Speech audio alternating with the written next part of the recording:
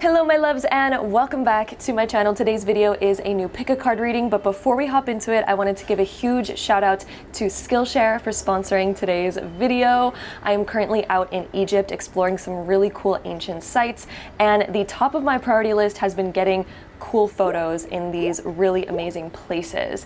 And recently I've been taking some classes on Skillshare all about how to take better photos. So I recently took this one all about iPhone photography and how to level up your iPhone photos. This class was by Dale McManus and I highly recommend checking it out, or any other class that is on Skillshare. They have tons of different things. So if you have certain things that you are interested in, that you want to learn, Skillshare is a great place and a great platform to do so. They have classes on so many different subjects, whether you want to level up your productivity, whether you want to get into videography, photography, fashion design, web development, pretty much anything that you can think of is on Skillshare, and it's really cool just to expand yourself, expand your knowledge, so I highly recommend checking them out. And the first 1,000 people to click the link down below in the description box get a free trial of Skillshare, so definitely go click that link as soon as possible. The first 1,000 people get a free trial of Skillshare. They're also running a Black Friday, Cyber Monday deal where you can get 50% off your entire year subscription of Skillshare, so I highly recommend taking advantage of that. The dates that is available is between November 17th and 28th of 2022, so if you are interested in getting a full year subscription of Skillshare, you can get it for 50% off right now. So definitely go check that out. I am sending you all so much love. All the info will also be linked down below in the description box. And again, a huge shout out to Skillshare for sponsoring today's video. Thank you all so much, and let's go ahead and hop right back into today's pick a card reading. Hello everyone and welcome back to my channel. Today's video is a new pick a card reading, and this one is your ultimate soulmate prediction. We're going to try to get as much information as possible, including how your soulmate looks, their personality, as much as possible about your relationship with this person, maybe how you're gonna meet this person. We're just gonna try to get as much information as possible, which is why we have 5 different groups over here. And if you are new to these videos, basically how this works, it is really simple. We have these 5 groups. We have pile 1, 2, 3, 4, and 5. So you can take a moment, pause the video if you need to find the pile that you are the most drawn towards. We also are going to put crystals on the cards to help you out as well if you like to choose with crystals, if you find that helps you. We're going to be popping those on there in a second. But basically, once you're done choosing your group and your pile, there's going to be timestamps linked down below in the comment box and the description box that you can then go to click on, so you can skip ahead right to your personal reading all about your soulmate. So once you figure out your pile, there's timestamps so that you can easily skip ahead right to your reading. And if you would like to choose with crystals on these cards, then let's go ahead and pop some crystals on these cards. Okay, so if you like to choose with crystals, here are our crystal options. Over here we have some green fluorite on group 1. If you want a close-up, here is a close-up. Then on group 2, we have this agate slice. Group 3, we have this fantasy aura quartz, which is actually different than angel aura quartz, because this one is made with like silver. It's grown with silver, which creates these really cool rainbows. And then regular angel aura quartz, I believe, is platinum. And then, yeah. Anyway, then on group number 4, we have this piece of amethyst. Then on group 5, we have this tanzanite aura quartz. So again, you can take a moment, pause the video if you need to find the pile that you are the most drawn towards.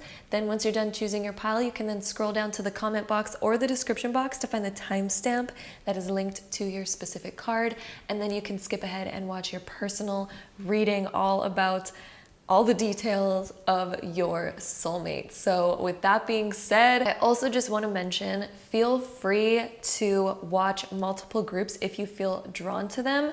And the reason why I say that is because we're going into super in-depth kind of details in this reading. So for example, if you are drawn to the second group for your soulmate, then watch the second group for your soulmate.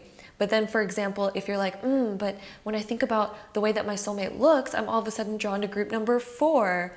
If that's the case, then feel free to watch group number 4 and pay attention to the appearance of your soulmate within that group. So that's something that you can do within this video, just because we're getting so much detail in this. So definitely feel free to watch multiple groups if you feel drawn to multiple ones. If you only feel drawn to one of them though, then that's great and that will be your reading.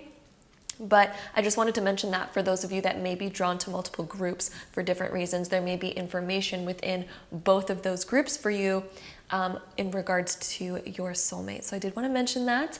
And with that being said, let's go ahead and hop right into this video. Okay, so group 1, if you chose this pile, then this is going to be your reading all about your soulmate. So let's get into it.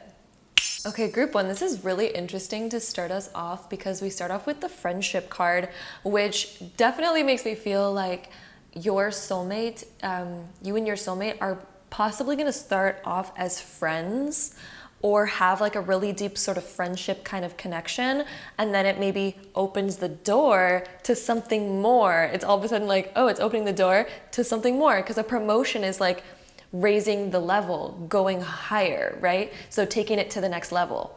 So wow, I cannot believe how well that these cards play off of each other. And I just want to mention that I never look at what the cards are before we do the reading. I never look at them. Like, I pick them without looking at what's underneath them, and I just throw them on the group and I'm like, that's what group number 1 is, that's what group number 2 is. So this is just wild to me because these just say a very clear story right off the bat. It is opening the door to something more. So I do think that you and your soulmate is somebody who is going to be a friend to you first. You're going to start off as friends, whether you're friends for like a month, 6 months, a year, 10 years, whatever the case may be. I'm really feeling like this is starting off as a friendship rather than immediately diving into dating or things like that. So, the number 3 here is making me think about the 3rd house in astrology, which deals with Gemini. And the number 3 numerologically deals with communication. So I really think that you and this person are going to kind of open the door to deeper communication through friendship. And it's going to just develop into something deeper and deeper. And as it goes along, it just kind of gets promoted to more. And I think that both of you maybe kind of walk into the relationship together, you know, looking at each other in a friend type of way for whatever reason. Maybe you two work together and that's why it starts off as friends, for example, because promotion sometimes can indicate that it starts off with work. Or maybe you guys just have like a similar friend group or something like that. But I'm really seeing this starting off as a friendship. And then it unexpectedly turns into more. We have Uranus and Mercury on this card. And Uranus is the planet of unexpected shifts and unexpected changes. So I think with this person, both of you don't expect it to lead to romance, but then all of a sudden it does. Mercury is the fastest moving planet, and it also is the planet of communication. So it looks like you and this person really enjoy talking together. You really enjoy just being there for each other and talking about all sorts of different subjects. And I think that's why you two become really good friends. And then as you two become closer, it's almost like, I think there could be something here. Like, this might be worth exploring. And I think one of you is going to open up the door to something more. It could even be both of you sort of opening up this door. But I think it's going to mostly come from one of you kind of being like, I don't know about you, but I've been kind of getting these feelings. Should we explore it? And then it's like, let's explore it. And then it turns into something more. So with that being said, I wanted to get into some more cards here. We have a bunch of tarot cards that I pulled. There's actually so many that came out for your group. We literally have so many to go through. So the first card that we have is the Fool. And when we have this card coming up, I pulled these specific tarot cards to tell me about your soulmate. So all of these cards are going to be representing your person, and sometimes this might even end up sounding like you, and a lot of the times our soulmate is very similar to us. So if it does sound a lot like you, don't be worried, because that's just kind of confirmation that this is probably your soulmate. A lot of soulmates I notice are very similar to each other. But the Fool talks about somebody who's like a free spirit type of person, and maybe they are a little bit naive because they don't know exactly what they're getting themselves into. So as this relationship progresses, I feel like there's going to be this feeling between you both of like, do we even know what we're doing right now? Like, this is like, we're just taking a leap of faith. This card is all about a leap of faith, walking into the unknown. So it's kind of like, should we do it? I guess so. Let's go ahead and try it out. So that's what I'm getting from the feeling of this relationship. Also, this person just reminds me of a free-spirited type of person. I'm also feeling like they maybe haven't seriously dated somebody in a while. At the time that they meet you, they maybe haven't had like a super serious connection in the recent past. It feels like they've kind of maybe been single for a while, just kind of enjoying themselves. And this person really knows how to enjoy themselves. They are very curious. They possibly like to be spontaneous. They like to try new things. Like, this person actually loves to try new things. If you ever mention something to them like, oh, do you want to go do this? And even if they haven't done it before, they're like, yeah, totally, let's go try that out. Let's go do that. Like, they're very curious and they're very open to trying new stuff. And they're usually very positive and optimistic as well. We also have the Five of Wands being reversed here. Whenever the Five of Wands comes up, it can indicate that somebody is from a different background or culture than you. And so when it comes to this person, I'm gathering that they might... for one, I think that they enjoy challenges in life. Like, they don't mind challenges. They don't go seeking them, but this person is, I feel like, kind of strong, and they kind of, I don't know, they have like a fun personality where they don't mind challenges. They kind of enjoy making humor and like having fun with stuff. Like, the Fool plus the Five of Wands being reversed reminds me of a little kid. Like, if you put a little kid into like, ooh, try to do this, try to get like the ball in the hoop, try to like do this challenge. Kids are like, I got this, I'm gonna do it, I'm gonna be the best at it. Kind of reminds me of the personality of your soulmate. And they have a bit of a feistiness to them. I'm getting like a bit of a feistiness from them as well. I'm gathering more of an external feistiness from them. I feel like one of you guys might be like internally feisty, but not really express it a lot. And then the other one is very externally feisty. And I think you two kind of like really enjoy each other's presence because of that, because one of you is able to really express it externally, whereas one of you kind of maybe holds it more internally, is what I'm kind of gathering from this. And I do also feel like you and your soulmate are probably from a different background or culture, or yeah, I'm definitely feeling like a different, maybe even belief system, maybe not even necessarily like culture or things like that, but this could also indicate like a different belief system from each other, but it's not like that big of a deal. I feel like it's going to be like totally fine, and you two are very accepting of each other, and it's almost like banter. I'm seeing like a lot of banter and sort of like humorous stuff around that. This person is also coming up as the King of Wands, which is somebody who's a natural born leader, and they also have a lot of confidence as well. So I'm gathering that your soulmate is more feisty and more of a leader, and they're going to make you feel very comfortable because they know how to lead, whereas I feel like you internally are someone who has a lot of like desire, and this person knows how to lead that desire into like making it happen. I don't know if that's making sense, but for example, I feel like you have a lot of desire, but maybe like you would like somebody to actually like lead you, or somebody to kind of like do something with, to where you don't have to do it on your own. This person's very much a leader where they're like, yep, no, let's do it, let's go for it. And so this person really kind of brings you out of your shell a little bit more. Even if you don't feel like you're in a shell, I feel like this person's just going to like, I don't know, help open you up more somehow, is what I'm kind of gathering in this. So King of Wands, they're a natural born leader. They might even be a business owner, because King of Wands can also sometimes indicate a business owner.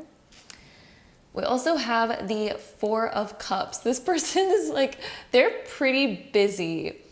They have a lot going on, but they also get bored easily. They get bored very easily. When they don't have a lot going on, they're bored. And that's one of their things. They love to be curious. They love to be brought into new things, opening up new doors. This person is very curious and action oriented is what I'm seeing here, with also the King of Wands coming up. They like to take risks, go for things, try new stuff. And they definitely get easily bored when there's not a lot going on. So that's why I think this person likes to have a busy lifestyle and likes to have so much going on, is because they do tend to get bored quite easily. So that's one thing about your soulmate that's pretty unique to them. We also have the Hierophant coming up. This person's also very curious in learning new stuff. They like to learn new stuff. They get bored when they're not enhancing themselves, learning new things, diving deep into other stuff. I'm also hearing that this person may have been brought up very religiously, or that may have also been you, maybe even both of you. I'm kind of hearing one is more prominent though. Like one person was brought up quite religiously and might sort of or they just have strong belief systems. Maybe not even a particular religion, but very strong values and belief systems this person has. Oh, we also have the High Priestess as well. Wow, okay. Both of you have like strong belief systems. Ooh, and that's maybe why we had, even in the Five of Wands reversed, I was like, I'm kind of seeing maybe a difference in belief systems that might kind of like collide at times. But at the same time, I feel like you guys are like working it out in a way to where it's almost like you're going to realize how similar you are. Interesting. I feel like you're going to realize slowly how similar that you both are, even though there's like a slight difference in maybe belief systems here. Okay. Very interesting. One of you is more dominant in your beliefs, like they're more strong externally, and one of you is more internal. But you two are very much the same person, but one of you expresses it very much externally, and one of you is more kind of internal with your expression of your beliefs and yourself and your feistiness and all of that. Like, yeah, one of you, again, external, one of you very internal, but very much the same person, but just different ways of expressing it. We also have the Ten of Swords. This person has kind of like been through a lot. And I think in terms of like relationships, they've had to kind of like struggle a bit with relationships, or they may have even had like a divorce in the family and they might be scared of relationships a little bit. And that's probably why we have the Fool coming up as well. I feel like this person's family and history hasn't had a lot of luck in relationships, and this person might be kind of apprehensive or have certain fears around relationships. And I really think you're gonna be able to open them up more to relationships. Like this person has certain fears that you'll need to kind of like work through with them. I do think that they really desire a relationship. I feel like they really truly desire a relationship. And when they meet you, that's like opening up a brand new door for them. And they're like, wow, oh my gosh, like I really want this. But I do think this person has like certain fears, because I think that their family may have had sort of just like been a little bit more unlucky in love in terms of maybe their parents or other significant people in their life. We also have the Death card. So yeah, you're totally going to be changing this person and the way that they view life. I think you're going to be changing their fears and helping them kind of get over that. They may even be healing certain aspects of that within you as well, group one.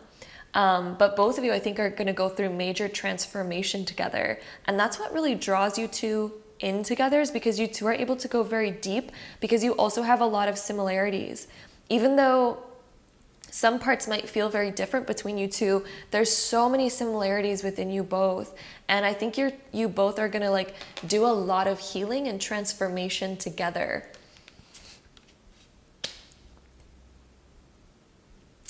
Also, the Nine of Wands. You two have both been through some harder stuff in the past that you really had to kind of learn to overcome, but both of you are ready. When you both meet each other, you are ready. An interesting thing that I'm hearing though is both of you will have gone through sort of like tougher challenges within love prior to meeting each other. But those are what's going to actually shape you into being more ready and wise and knowledgeable, because we do a lot of character building through relationships, especially when we go through hardships in relationships. It character builds us more than anything. And I speak from experience on that. So group one, by the time you meet your soulmate, I think it's going to come in very much divine timing. And if you've felt unlucky in love in the past, don't allow that limiting belief to hold you back, because your soulmate is like what's coming through right now. You are meant to be with your soulmate. You are meant to find them this lifetime. But the reason why you've had, previous maybe harder experiences in love, and the reason why they have as well, is because it was meant to help you grow, because you would have never become the person that you are now and the person that you are going to become, for your soulmate. Because there's certain things that we have to learn about ourselves, and relationships teach us more about ourselves than anything else ever can.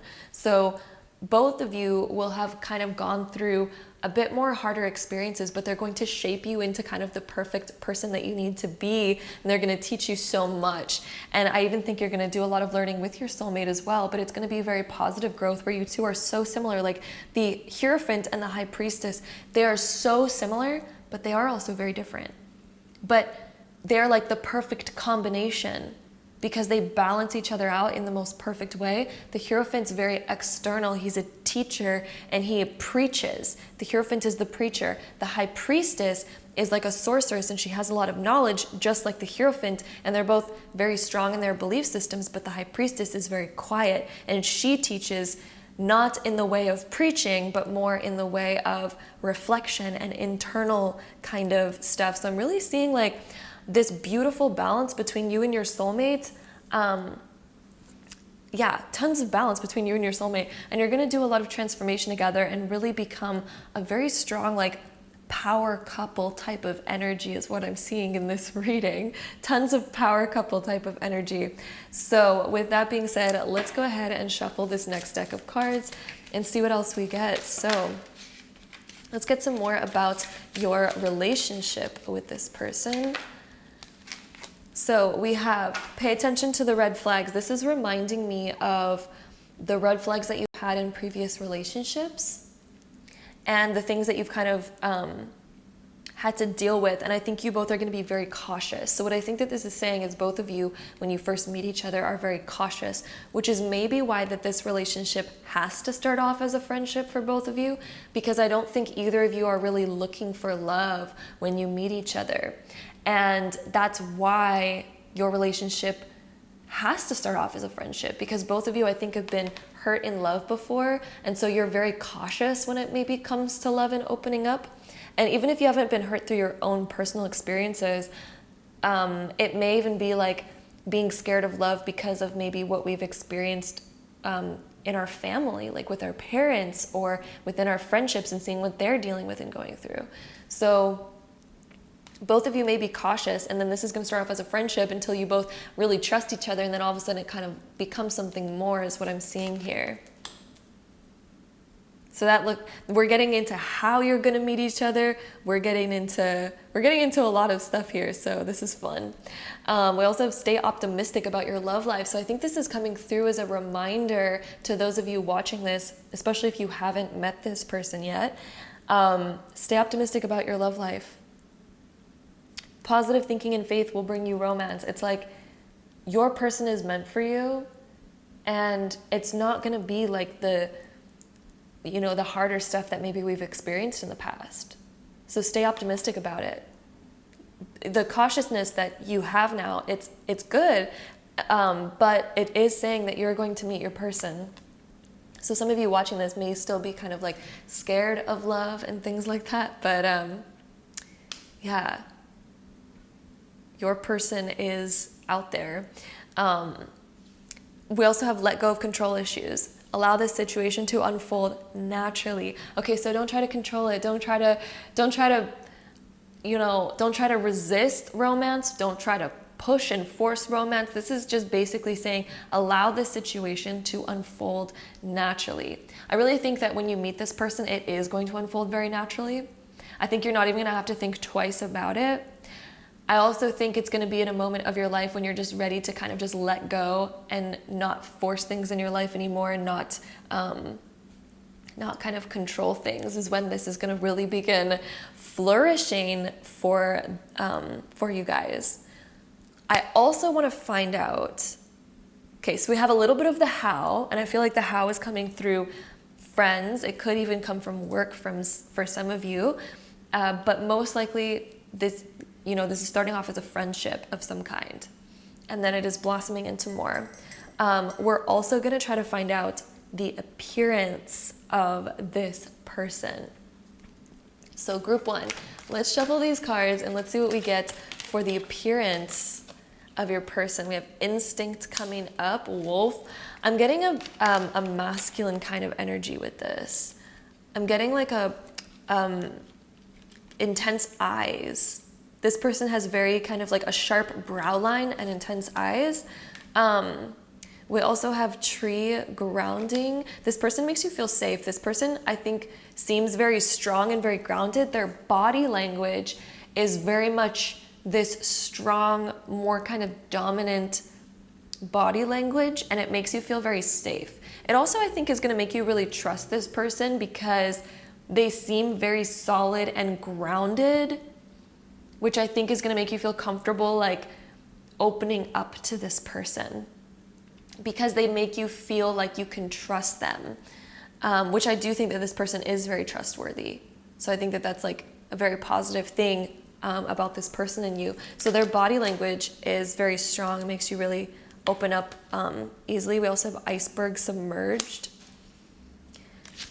This person, I think their facial expression, I'm getting their facial expression, maybe they don't express their emotions a lot through their face.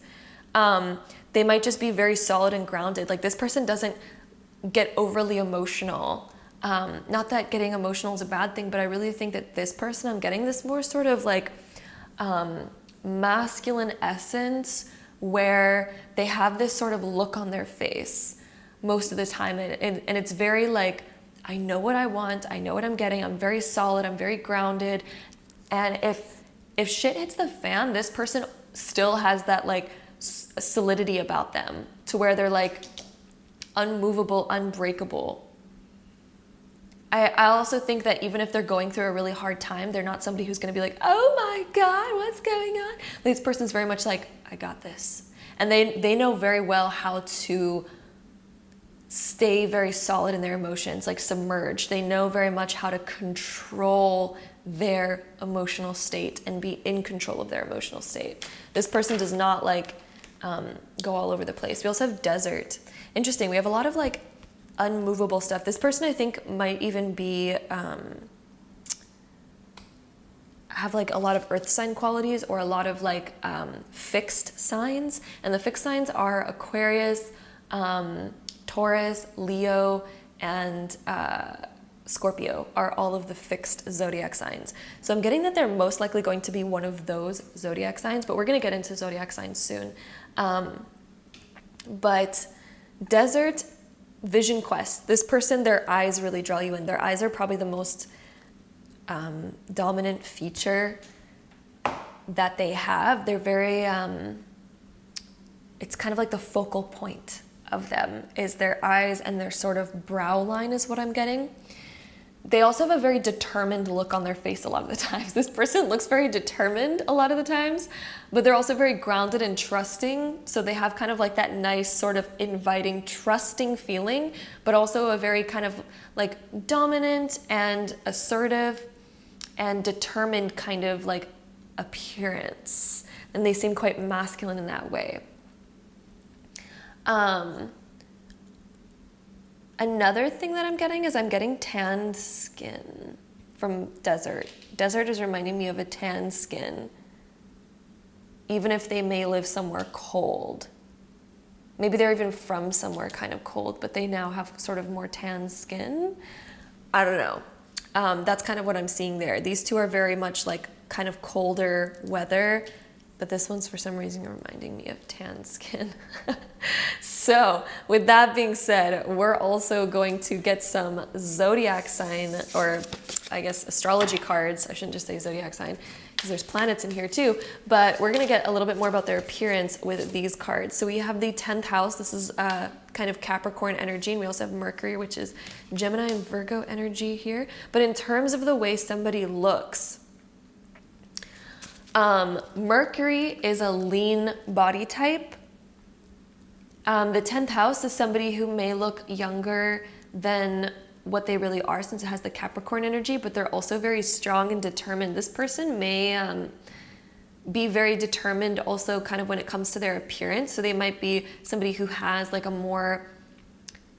they're more conscious of their diet, and they want to be healthy. Like they have certain goals that they want to reach. The 10th house in terms of appearance is somebody pretty strong as well and knows how to use their body pretty well. So this is somebody who is more agile. They can like move very well. Like I'm hearing rock climbing for some reason in the 10th house. I don't know. That's probably not going to apply to all of you, for all of your soulmates, but I don't know. Like this person could climb a mountain if they want to, really. And yeah, again, Mercury is a more lean body type. So with that being said, let's go ahead and get some more information. We have some astro dice here. I'm going to also restart the camera. It's about to cut out because it always cuts out at 30 minutes. So I'll be right back. Okay, I am back. So let's go ahead and take our dice. Let's get a little bit more about their personality here. So let's see this person's personality. We have Sagittarius, so Pluto in Sagittarius in the 2nd house. This person's gone through a transformation physically. This person may have been overweight at some point in their life. But they have a lot of goals now. That's interesting. Or not necessarily even overweight, but maybe they also just used to not be as health conscious. So maybe they didn't have the best diet, for example, and they used to kind of just do whatever they wanted. Because the 2nd house can deal with diet, but it can also deal with the material world, which talks about maybe even our physical body, and things like that. So this person may have gone through a transformation. Pluto is the planet of transformation. This person has also possibly even transformed their career in some way and gone through a big change and now kind of really shoots for the stars and shoots for more. They've really kind of broken old barriers and limitations on themselves a lot. So that's a little bit more about their personality there. We're also going to take our zodiac sign dice and we're going to roll all of these to get the top 3 most likely zodiac signs that this person is. So this could represent their sun, moon, or rising sign, just so you know. So for you, we have, of course, Capricorn coming up. We had a lot of Capricorn energy. We have Virgo and we have Libra. So Capricorn, Virgo, and Libra look like the top 3 most likely zodiac signs. Again, this could also just talk about a dominant zodiac sign that they have. For example, maybe they have a stellium in Capricorn. Maybe they have a stellium in Libra. Maybe they have a stellium in Virgo. And a stellium just means that there's more than 3 planets in a zodiac sign. Yeah, this could also be their sun, moon, or rising sign. So these are kind of the dominant sort of energies that this person has.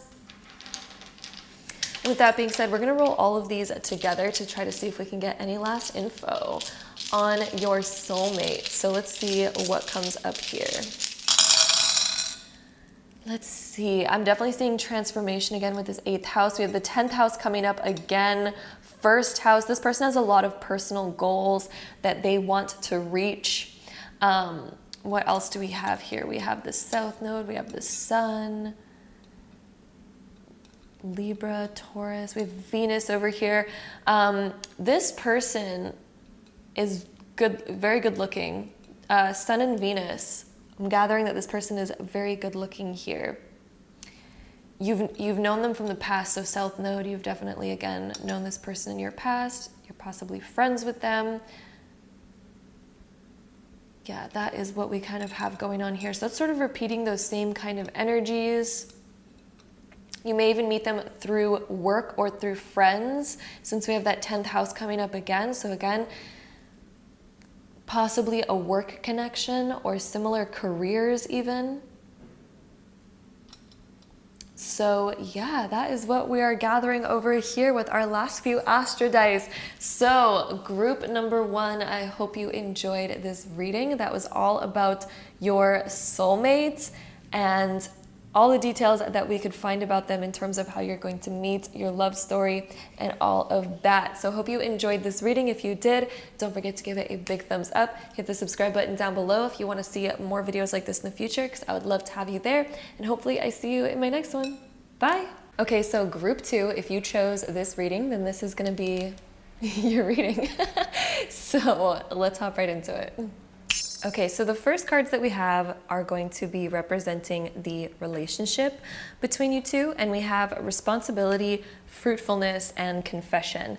Immediately, the fact that we have responsibility and confession, both of these cards tell me that your soulmate is very honest. They will take responsibility for their actions. They will confess their truth. They are humble. Your soulmate is extremely humble. They know how to accept when they've done something wrong, and they know how to actually admit when they're wrong. They are very good at that, and in fact they take honesty and integrity to a whole other level, and that's like one of their highest values. So I can tell you, group number 2, your soulmate very much honors truth and integrity and honesty. We have Venus and Mercury as the planets on this card. Mercury is all about communication, and this person really wants to work on communication and wants to have very open, clear communication. So that'll be one of the things that you notice very much about your soulmate, is that they want you to know everything. They're not here to hide anything. In fact, they've been working on themselves in such a way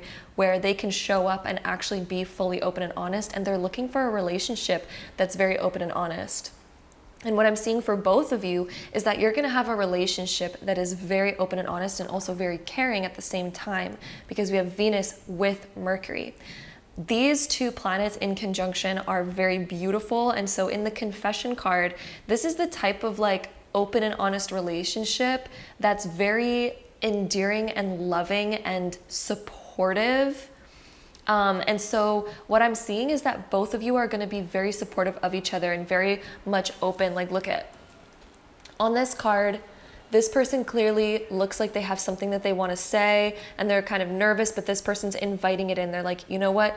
Here, I'm here for you. Tell me what's on your mind. I want to know. I feel like your relationship is going to be one where both of you are very supportive. Like, here, I got your back. Like, tell me whatever it is. I'm not here to judge you. It's very non-judgmental, and it's very, again, open and loving and supportive. So I think that this relationship seems very healthy, especially when it comes to communication and the amount of support that you two have. And I think what I'm gathering in this card is, like, I think both of you have had relationships before where it felt like you couldn't speak in the relationship. You've both been in relationships where it felt like you couldn't speak out of fear of what the other person might say. And I will tell you that with your soulmate, and one of the things that is going to be a telltale sign that you've found your soulmate, is the fact that you feel comfortable with them. Whenever you feel nervous about saying something, they're going to make you feel so comfortable in saying it. And it's almost like this person can also kind of tell when you have something on your mind. And they almost kind of come to you and invite you, being like, hey, like, I feel like something's off. Are you okay? Like, do you have something to tell me? Like, you can tell me anything. Like, I am hearing in my head, one of the most prominent things that you are going to hear from this person is the words, you can tell me anything. And they really sincerely mean it. There's a lot of sincerity in this relationship, and they very much mean it when they say, like, hey, you can tell me anything.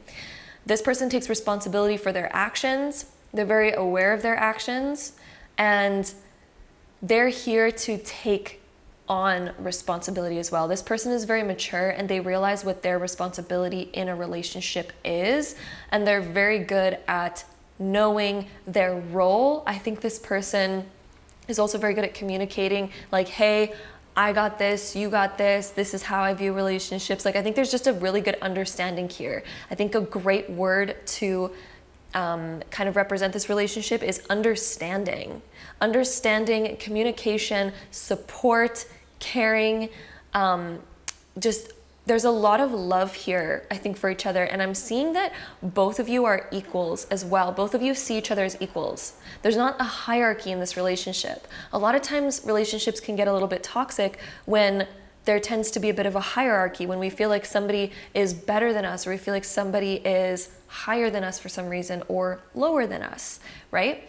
With those hierarchies, you can kind of end up getting a toxic relationship, and a lot of times that can end up becoming that. But what I'm seeing in these cards is you two are so much equals. Like, you have mutual respect for each other, and it's on the same level, and I think it's going to lead to a very fruitful relationship. We also have this tree here, which is reminding me of fruitfulness and abundance as well, and also the fruitfulness card. Fruitfulness is when we feel very abundant, we feel like there's a lot of potential here, and new doors keep opening. So I also think in this relationship, it's going to feel like you two are growing together all the time. You two are planting seeds for the future together, and you two are ready to expand each other's lives. I think when this person enters your life, you feel more expansive than you ever have before. You are ready to open up more than you ever have before. And I also think you will grow so much in this relationship, so much, but you're growing together is the thing. You're not growing apart. I really think you're growing together with this person because you're very much on the same page. You're very much equals. 23 is really standing out to me here. So 23 may end up being a significant number for some of you. We have 23 and 26, and then also the number 5. The number 5 is showing up in both of these cards because the 2 and the 3 is a 5, and then we have the 5 over here. 5s deal with like unexpected change, so I think you both are going to meet each other in a very unexpected way. I think it's going to be really different, and it's not going to be something that's very kind of predictable or common. I think it's going to be kind of like an uncommon way of meeting.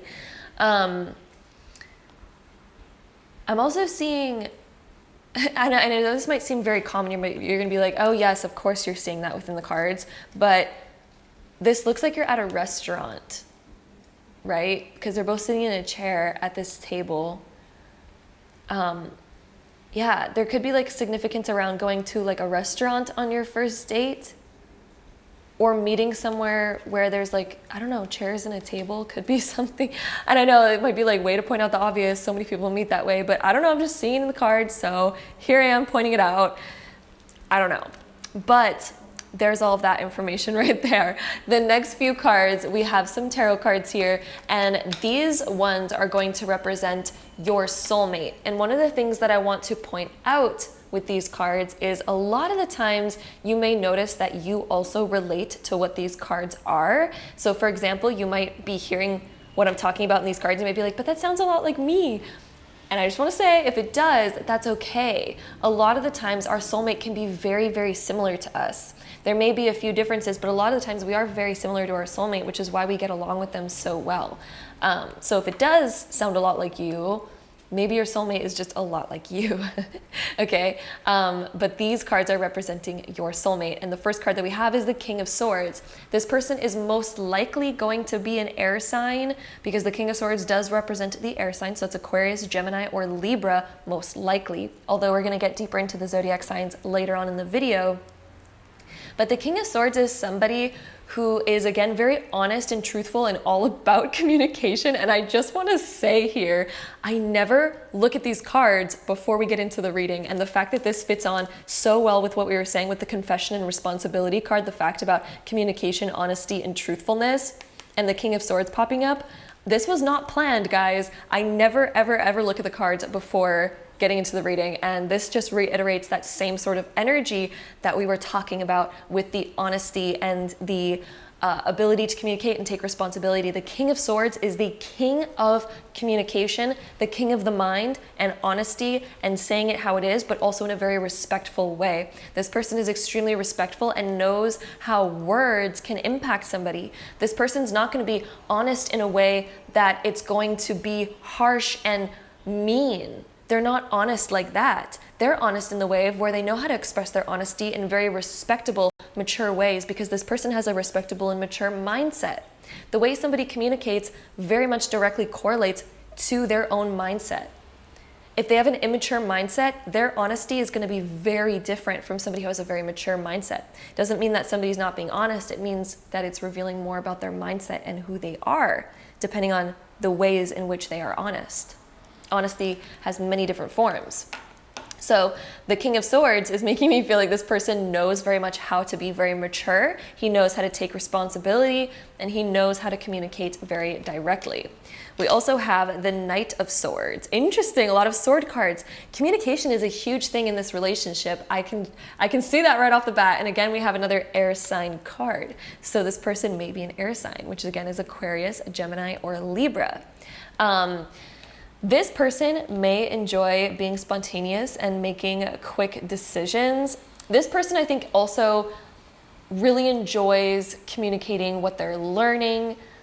This person might like to read or research things, and then they like to come with information and have conversations. This person loves mental stimulation. They strive off of mental stimulation, which is why they're such a good communicator, because I think they've just been learning different ways of communicating a lot of their life, because this person enjoys communication so much. So that is why they've learned so much about it. You guys also might meet online, because the swords can indicate online, social media. The swords can also indicate randomly meeting somebody, like bumping into somebody and a conversation sparking in some way. So this is a conversation sparking or something online, like sliding into DMs or something, dating apps, things like that. We also have the Seven of Pentacles here. This is when we plant the seeds and we're waiting for them to grow, which reminds me of this fruitfulness card, because this is all about growing fruit. This person is here to observe and see how to make things better. This person is really adamant on wanting to be their best, and they're very good at reflecting and learning from their mistakes. This person is really good at changing themselves when they've made a mistake. So if they've made a mistake, they're really good. They're going to reflect on that, and they're going to be like, okay, how can I change this? How can I be better? How can I avoid this mistake in the future so I can keep growing? This person is in things for the long haul.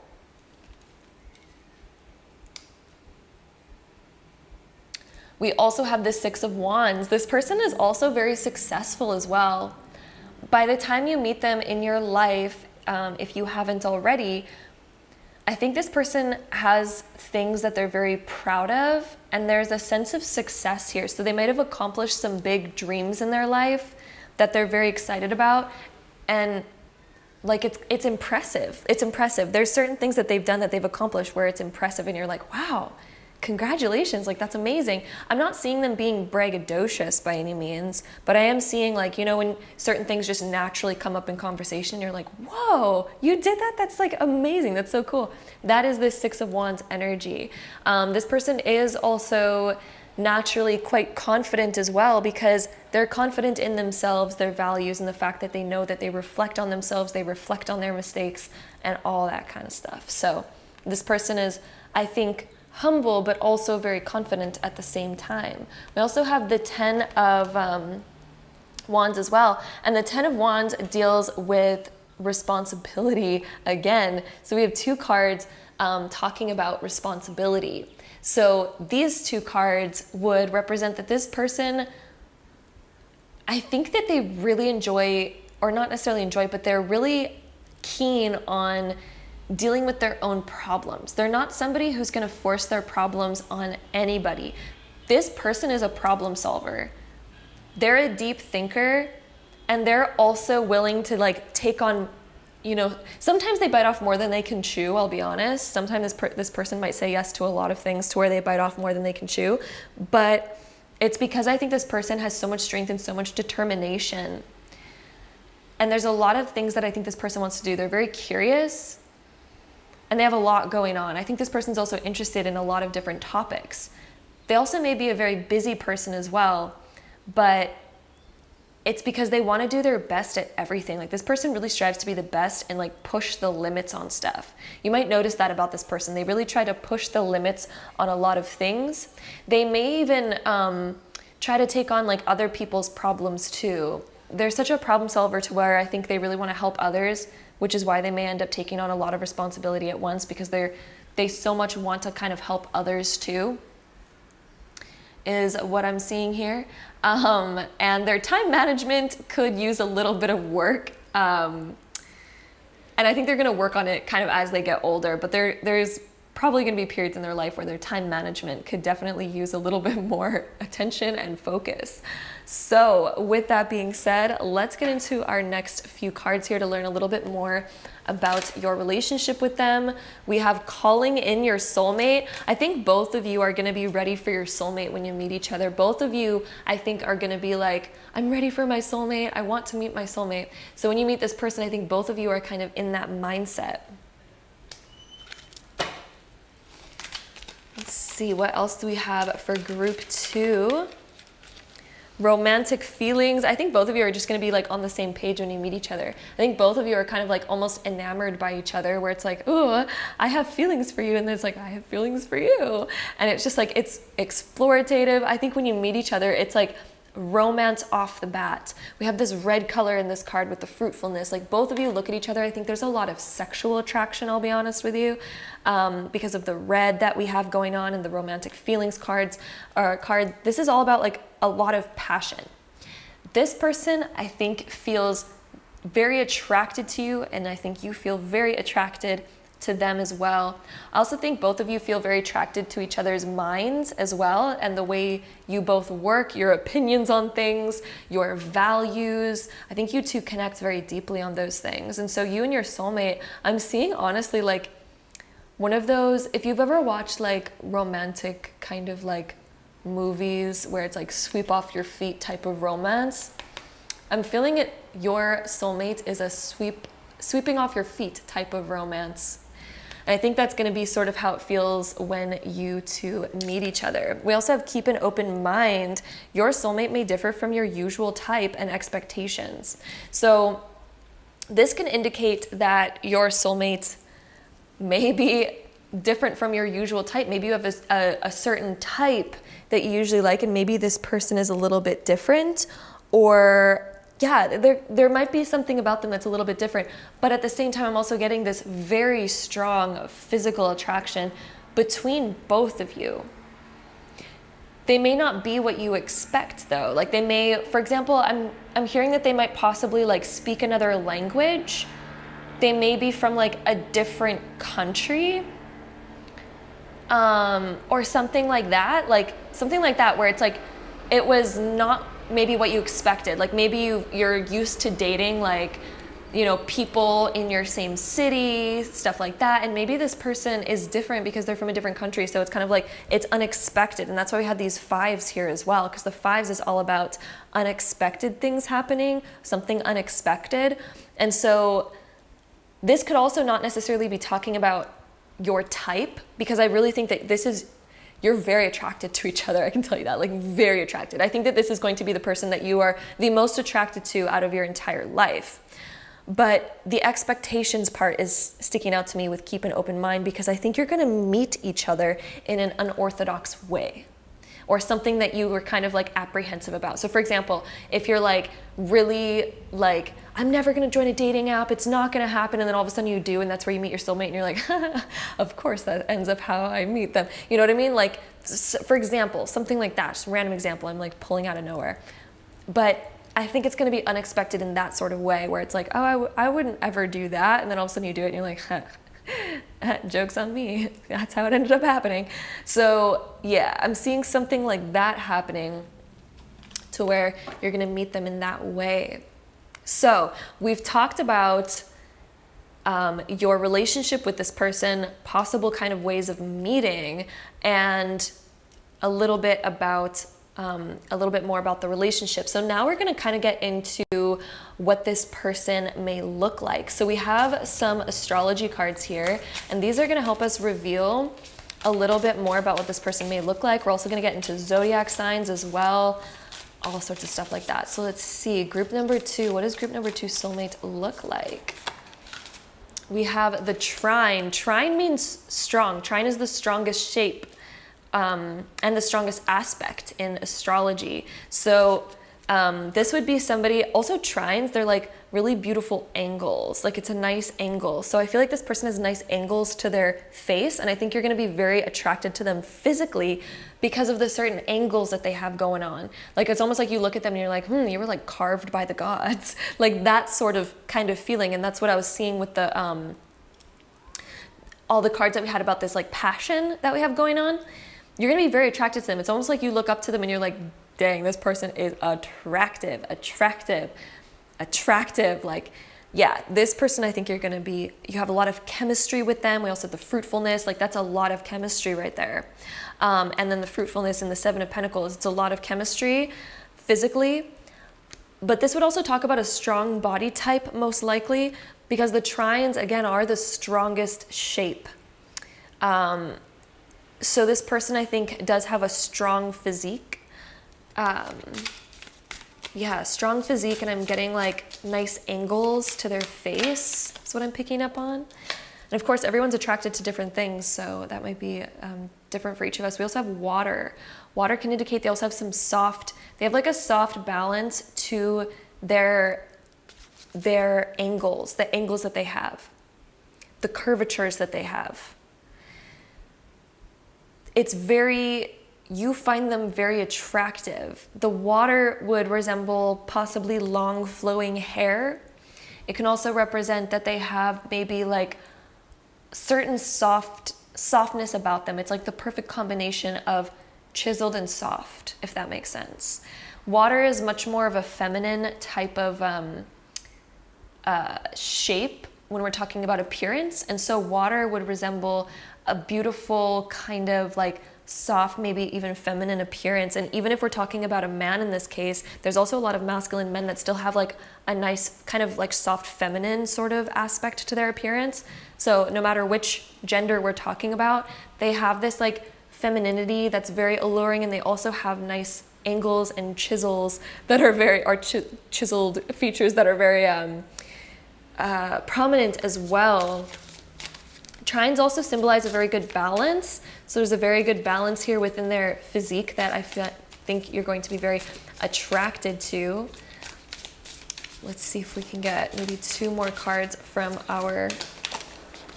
Perfect. Literally 2 more cards here. So let's see. Neptune. Oh my goodness, guys. Neptune is dreamy. Neptune means dreamy, especially when we're talking about appearance. Anytime that somebody, by the way, in their birth chart has any Venus and Neptune aspects, whether it's Venus opposed Neptune, Venus trine Neptune, Venus sextile conjunct Neptune, any Venus-Neptune aspect within astrology indicates somebody who's very like naturally very attractive, even though everyone's attractive in their own way. So I don't mean that in a bad way. I just want to say, but Neptune Venus aspects in astrology do indicate that traditionally. So Neptune, dream and transcend. This person transcends your normal expectations, which also might be why it says keep an open mind, because they might differ from your usual type and expectations, because this person, I think, transcends your idea for like somebody that you are normally attracted to. This person transcends that. And then dream. This person's very dreamy. Like, my goodness, dreamy is what I keep hearing. I'm also hearing like flowing hair or like thick hair is something that I keep hearing. We also have yin. So again, those feminine features. There's like a femininity about this person that's very attractive. And even if we're talking about a guy here, even if we're talking about a man, femininity would mean that this man dresses really well, or woman, you know, we're talking about both, either or here. This person dresses very well, they're very attractive, and it's like they have the perfect combination of chiseled and soft to where it's like cute and sexy. That's what I mean by like the feminine. It adds like a cuteness to the sexiness of the trine and Neptune. Like this person is like, when you think of like a fantasy character, because Neptune is like fantasy character, when you think about like a really sexy like fantasy character, like somebody from your wildest fantasy, that's kind of like what we're getting here, which I know is like 10 out of 10. We're just putting the freaking cherry on top of this reading, aren't we, right now? Because you guys just are getting wildly positive cards when it comes to like all of your reading. I'm really liking this person for you. This person sounds great. Their personality, it's like they got it all. So let's get some more cards here. Group 2. Group 2, let's see.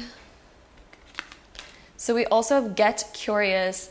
This person enjoys talking about the unknown. This person enjoys like exploring things that I think most people don't explore. Like this person's curious. They want to dive deep into stuff. This person I think is also going to be very curious about you and getting to know you better.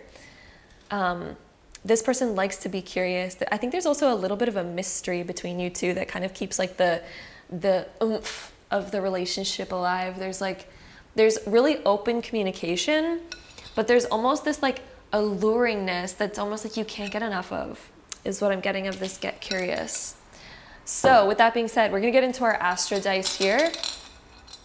So one of the first things that we're gonna do is we're gonna roll these just to get any last information on the relationship. Then we're gonna get into the possible zodiac signs that this person is. So let's see if we can get any more about possibly what this person looks like or a little bit more about them. So we have Capricorn coming up. Capricorn, so Mars in Capricorn in the 3rd house is what we have. Yeah, I mean, this person, if we didn't know it already, the 3rd house coming up, this person is all about communication, the mind, learning new things, and being super curious. That is everything about the 3rd house. The 3rd house is all about communication and learning and discovering and being open in that way. Mars is about taking action, and Capricorn is about integrity, getting to the highest peak of the mountain, the goals that we're getting to, needing to put in the hard work and dedication to something. It's all about willpower and strength. And so with Mars being the action planet, being in the 3rd house, this person is here to be the best that they can be for you, especially in terms of like mental stimulation and having fun with conversation, talking about the big picture, talking about goals that you have together, what you really want to strive for and create. This person is going to be a great friend as well, on top of being a very steamy romantic partner. Like your soulmate is really here to become the best with you and do the best and think outside of the box and like take action on things and whatnot. This can also indicate that you may meet through friends, or again, online media can also be the 3rd house, or in some way that deals with communication, bumping into each other, and things like that. So that looks like the ways in which you two are meeting. So now let's go ahead and take our zodiac sign dice. And we're gonna roll all 3 of these to get the top 3 most likely zodiac signs that this person is. Although mostly we have a lot of air sign stuff going on here, but let's see what we get through our dice. So this could be somebody's sun, moon, or rising sign, or like a dominant part of their astrology. We have Libra, Sagittarius, and Sagittarius and Sagittarius. Oh my goodness, I had to like do a double take on that because I almost didn't believe that we have double Sag there. We're going to roll this one more time to try to get another zodiac sign for you because I just don't think it's fair that we only have 2 coming up. So let's get another one. Definitely a lot of Sagittarian vibes, and Libra, of course, which deals with our air signs. So let's see what else we get. Okay.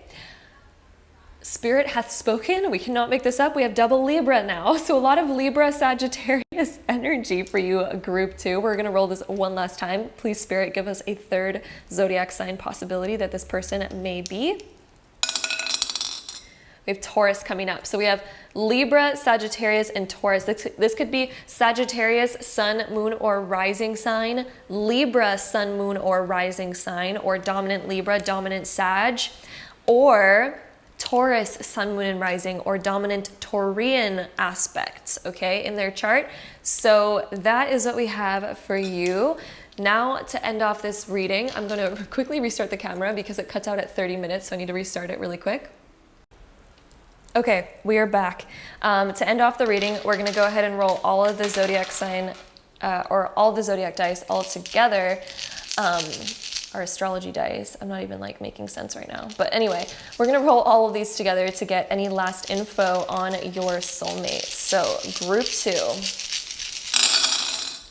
Let's see what we have here. We got some Gemini energy, of course, double Mercury energy, which is again some Gemini, Virgo energy that we have going on over here. Neptune, again, we have coming up. Some Leo energy, third house, of course, is coming up again.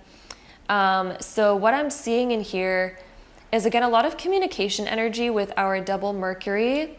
We have some Taurian energy. This person enjoys relaxation, having a good time. They're very curious. They might enjoy learning new things.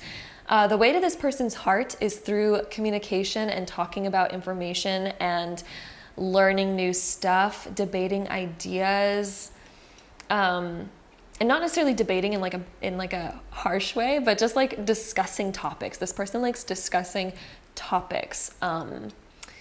And yeah, I'm getting a dreamy quality. And I'm also getting like a hardworking vibe from them as well. This person has a lot of goals that they are here to like work hard towards.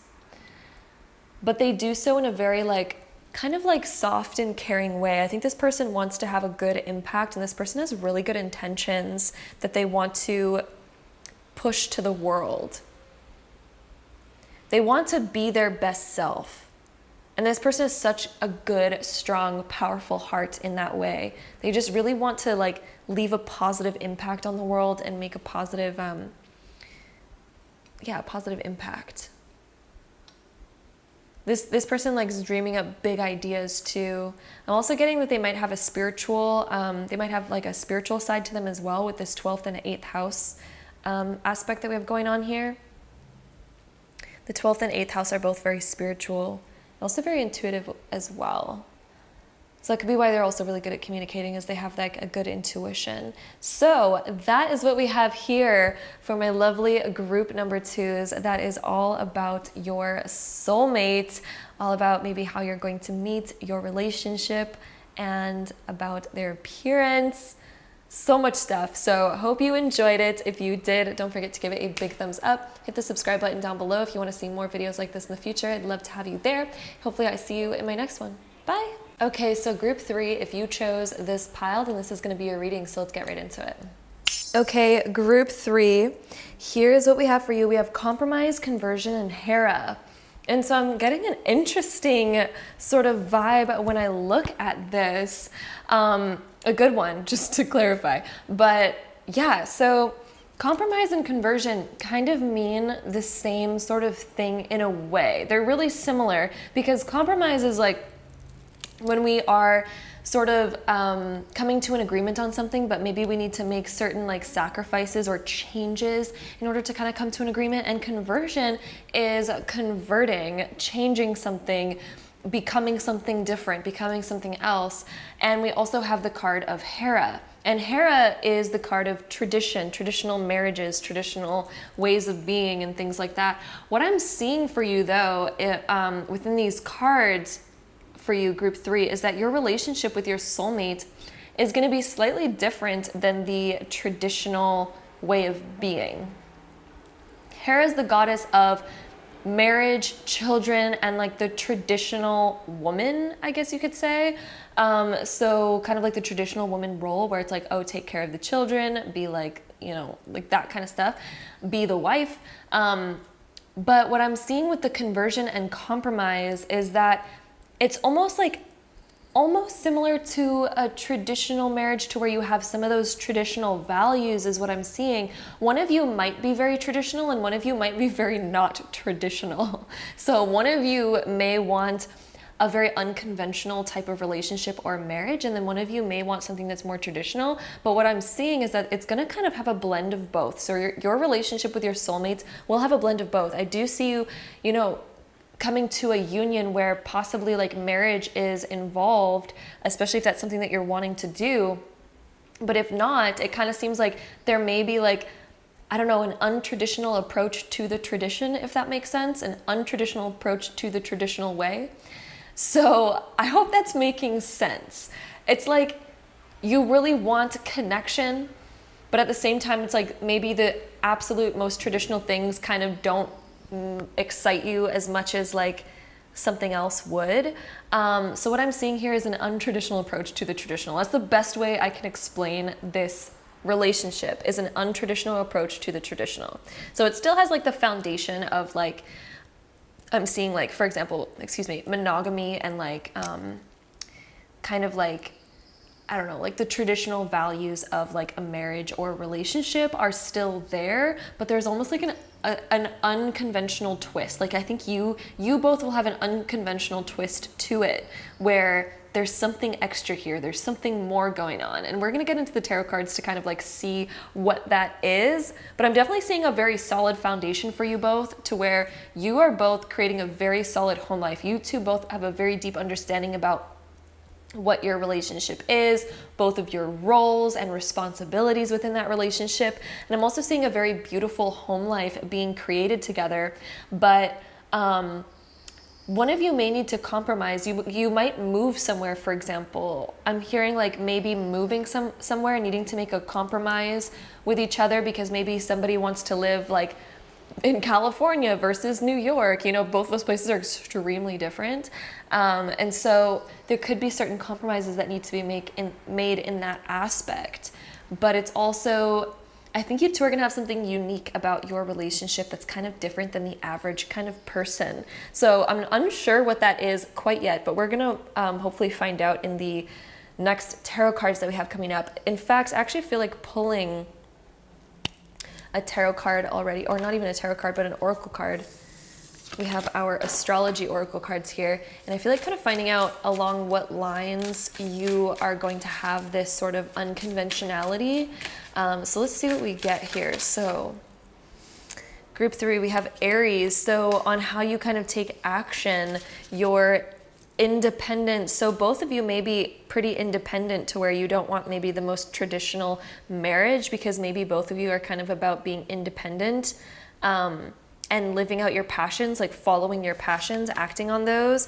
We also have Air, so being open-minded rather than being closed-minded. So rather than kind of like living based on the exact traditional rules, you both may have this more open mindset where it's like, let's kind of like discover something new. We don't have to be so solid and concrete in certain ways. We can be more open to, you know, living with passion. Both of us, for example, having a career that we love so much, or something like that. So, you know, it's untraditional, I guess, in the traditional sense, to have both partners working, but it is really common these days, right? And so there could be certain things in your relationship that are different than the usual norms in the past. We also have the 7th house. So your relationship, your romantic partnership, you may have like different roles than traditionally. We also have the 9th house. So your philosophy on relationships might be different. So some of you may not even believe in like marriage, for example. And maybe you're like, well, I'm forever dedicated to this person, but I don't believe in marriage. For example, that could be a thing.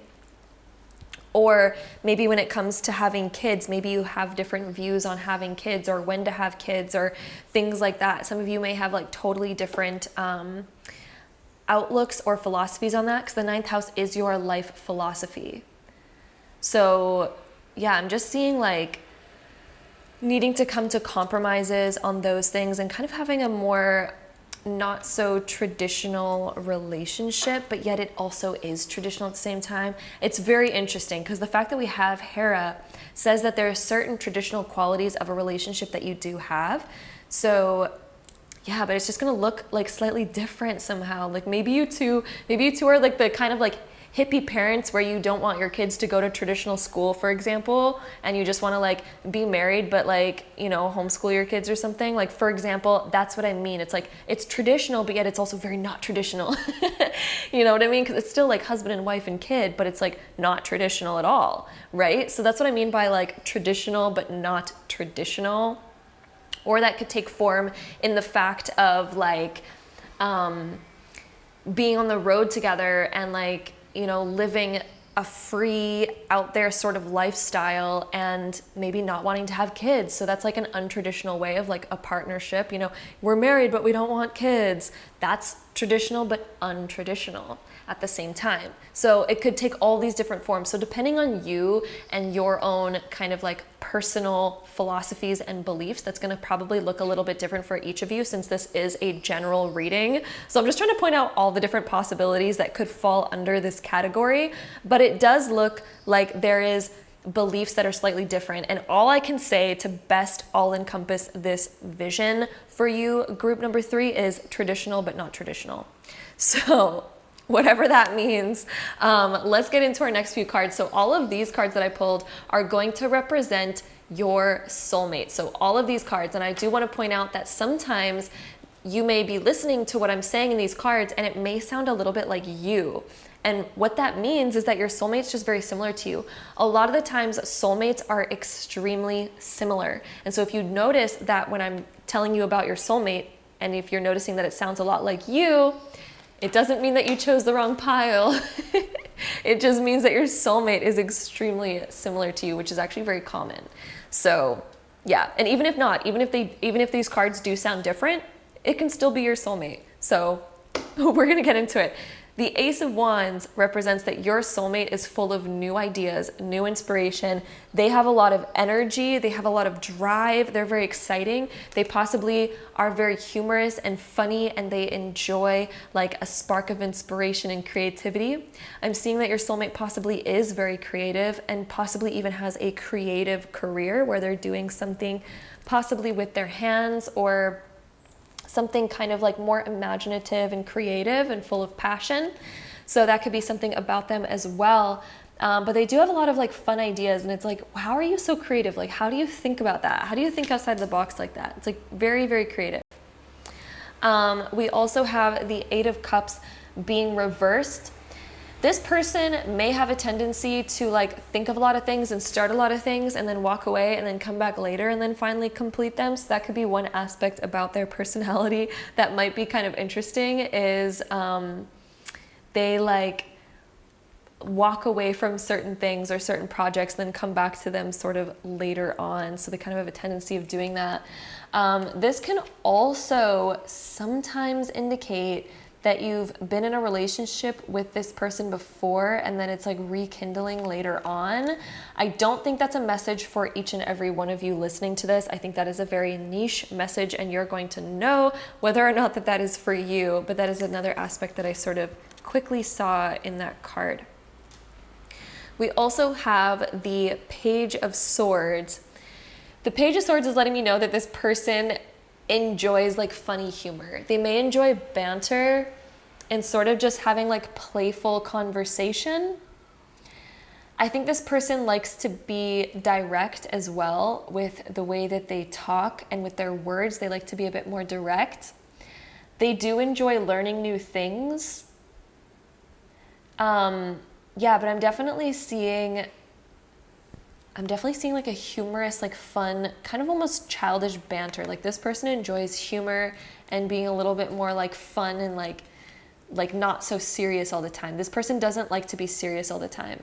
They sometimes joke. And honestly, Page of Swords is like sometimes inappropriate jokes. Not necessarily like sexually or anything like that, but what I mean by inappropriate jokes is like stuff that may not be very like PC. So I know that that's not very common in today's day and age, but Page of Swords would kind of be somebody who doesn't mind making jokes that are kind of like out there. So I don't know, Page of Swords coming up for your person. So they may make certain jokes, but I do think that they know when to be, I think they know when to be appropriate, if that makes sense. But we also have the Two of Pentacles coming up. This lets me know that your soulmate has a lot going on, and they might be really busy with like multiple things in their life. For example, they might work multiple jobs, or they may have a job but also like a creative side business. They also they enjoy like doing multiple things. They enjoy keeping themselves busy. This person is also really good at balancing out hard times, but they may balance out hard times with humor. So that could also be like another version of an inappropriate kind of joke, right? So even when there's like rough waters or we're going through a bit of like a hard time, this person kind of cures it through humor sometimes. I do think that this person also knows how to be serious. So I do want to mention that. I think this person does know when to be serious. They do have a balance of that, but I am seeing that this person knows how to make you laugh. And when there's like problems, it's almost like this person knows how to like laugh about their issues, but they also do take them seriously at the same time. They have like that good balance. We also have the Wheel of Fortune. This person has gone through a lot of changes in their lifetime. There's been times where this person's like really lucky, and sometimes when this person's also been through their lack of luck as well. I think at the time that you meet them though, they're going through a really like positive time in their life. It's almost gonna feel like it's fated. Like, how did the wheel land on this? Like, how did we meet each other? It's almost like the stars just aligned perfectly. So when you two meet each other, it's gonna just feel more fated. And you're gonna realize why certain things in your past didn't work out. And all of a sudden it's gonna make sense because it's like, oh yeah, I had to meet this person, that's why. The other person wasn't meant for me, that's why it didn't work out. And it's all of a sudden gonna make so much sense right when you meet this person. We also have the Nine of Swords. This can deal with somebody who is up a lot at night or awake at night a lot. They may work a night job where they may feel their most creative at night. They may feel their most energetic at night. This can indicate somebody who's not a morning person. And it can also indicate somebody who has some like internal fears, but they kind of like, this person seems to maybe deal with it on their own, or they kind of like let you know how they're feeling in a more jokingly way, kind of like joking about it. So for example, like, I don't know. I don't even have an example for that because I'm not somebody who kind of like does that. But this person, I'm getting that they use kind of humor to kind of express what they're truly feeling. And that's how they kind of communicate how they're feeling. They may not be the best at like telling you how they feel, but I think you can feel it off of them based on the way that they kind of like change the way that they're talking, if that makes sense. But this person, again, is very creative. Very creative. I feel like they have a good balance of like knowing like different topics. It's very fun. They have a really great sense of humor. I think this person makes you smile and laugh a lot. So with that being said, let's get into the way that this person looks. So we talked about a lot of other things. Let's see a little bit about the way that this person looks. So group 3, how does your soulmate appear? Eagle. This would talk about intense eyes.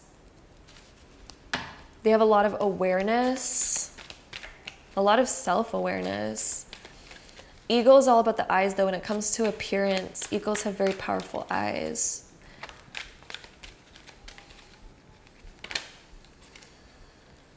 Let's see. We also have unfoldment, vulnerability with the meadow, and then shaman. And let's try to get one more card from this one. Also have Milky Way coming through. Milky Way reminds me of somebody who's like somebody that we really want to look at, somebody that we really want to see. The lotus flower is also something that's very beautiful. Meadow is like very open. I'm gathering that this person has a very open body language once they kind of get to know you. This person may be sort of like hard to find. I know I'm not even really talking about appearance right now, but for some reason when I'm looking at the Milky Way, it's almost like this is like a star in the galaxy that you've been sort of like waiting to find, something that you've been waiting to see. We don't see the Milky Way very often, but it is possible to see it from Earth, but we don't see it very often. It's usually covered by a lot of other things. And so this person, I think, is somebody that may be hard to find, somebody that maybe gets kind of like overlooked, but they're like the star. I'm almost hearing Aladdin. Like, I don't know if some of you watching this video, I'm sure most of you have seen the movie Aladdin, But Aladdin, I'm hearing diamond in the rough. The Milky Way card is reminding me of diamond in the rough. Your soulmate is the diamond in the rough, where it's like, how did everyone miss this piece of gold sitting right here? Like, whoo, you know what I mean? Like, it's like you feel so lucky that you found this person, and you're like, I don't even understand how you weren't taken up before. Like, it's that sort of feeling when you meet them. I also think this person's going to be very open with you. It's going to be a very healing relationship as well. I feel like this person, group number 3, is shy, and they don't really know their entire worth, and they may be kind of closed off. I know I'm not even talking about appearance right now, but for some reason these cards, I'm getting more about them than their appearance. And they're like that diamond in the rough, and then they open up, vulnerability and unfoldment. This person is only going to feel comfortable to open up to you the fullest. And that's something I think they're going to tell you in your relationship with them is like, I've never opened up this way to anybody ever in my life before. I really feel like those are going to be really important big words that you hear from this person. That may even be something that you end up telling them as well, especially if you relate to that. But I think both of you are going to get deeper with each other than you've ever been with anybody ever in your life before. You also have the healing wisdom, and this is telling me that I really think that you two are going to be on this sort of like healing journey together, where you two again open up deeper than you have with anybody else, and it's going to be very healing to do that.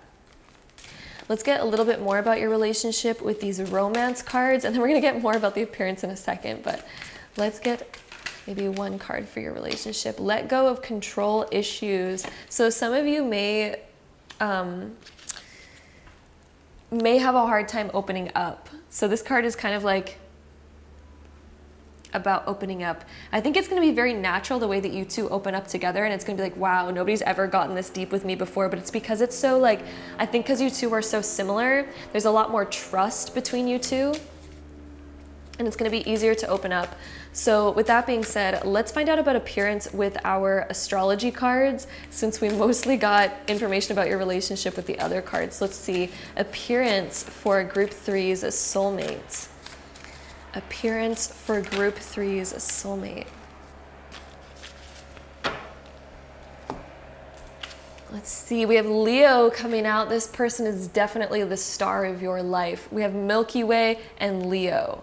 This person is the freaking star of your life, the center of your universe. When it comes to their appearance, I think you're going to find them very attractive. I also think that you're going to see them as confident, and they're going to see you as confident. But both of you feel insecure inside is the interesting thing that I'm seeing. But they appear confident to you. They appear confident to you, and you surprisingly appear confident to them. And yeah, it's going to be like, it's this mind-blowing thing where it's almost like, oh my God, they're noticing I'm so insecure. Oh no. And then they're thinking in their mind, like, how are they so confident? Like, wow, how could I be like that? They're probably thinking and noticing how insecure I am right now. And you're looking over there, looking at them like, how do they maintain their composure so well? How are they so confident? And how do I learn that from them? But both of you are kind of like thinking the same thing about each other. So hopefully that makes sense. That's what I'm really seeing there. We also have the South Node. The South Node means that they look younger than what they really are. They may still like look, I don't know, I'm getting that they look younger than what they really are. The South Node is about the past. And so I think that this person ages gracefully. We also have the 5th house, and then we have Libra. This person has a really good balance in their appearance. The 5th house also deals with Leo, by the way, so it's another Leo card. But Libra is about balance, so I think they have good symmetry that I think you're very attracted to. Libra is also like a very like good appearance type of card. The 5th house is similar to Leo, and this is like you see them as someone who's very attractive. 5th house also deals with youthfulness again, so we have a lot of youthfulness in this group. I think they look more youthful than they really are. And they have, again, good symmetry. Leo is also about significant hair in some way, so they may take great pride in their hair, their mane, like a Leo, lion, right? They may have like thick hair, for example. They may have lioness type of hair or lion type of hair. So it could be thick, it could be wavy, curly, something that kind of stands out. So that is what we have there. And with that being said, we're gonna go into our Astro Days. So let's go ahead and get this going here. So what we're gonna do is we're going to first take these 3 dice and we're going to roll them to kind of get any last information on this reading. So let's see what we get for group 3, all about your soulmate. We have Mercury, that almost looked like Venus, but it is actually Mercury. So Mercury in Cancer, or sorry, wait, what? Oh, I have 2 planetary things here. We also have Pluto. We're just gonna keep that, but we're also gonna roll this to find out what house it's in. Grab the wrong dice there, I guess. So Mercury in Cancer in the 1st house with also Pluto. So Pluto and Mercury in Cancer in the 1st house. Where did Pluto go? Now Pluto's like missing. Okay, I'm like lost today, I don't know. But this person's gone through a lot of self-transformation. They may also be, again, really shy. Pluto in the 1st house, anybody with Pluto in the 1st house is usually shy, or they have a mysterious quality about them up front. They're not super open to everybody that they meet. In fact, it takes a while to kind of like see what's really underneath, to see their true self.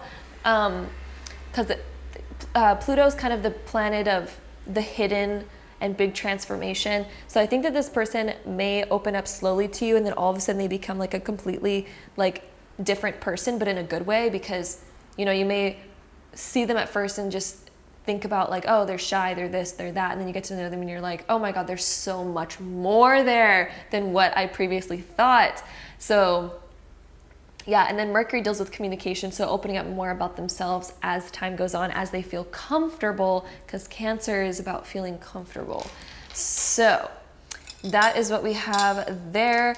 We are also going to take our zodiac sign dice. So let me grab those, all the zodiac ones.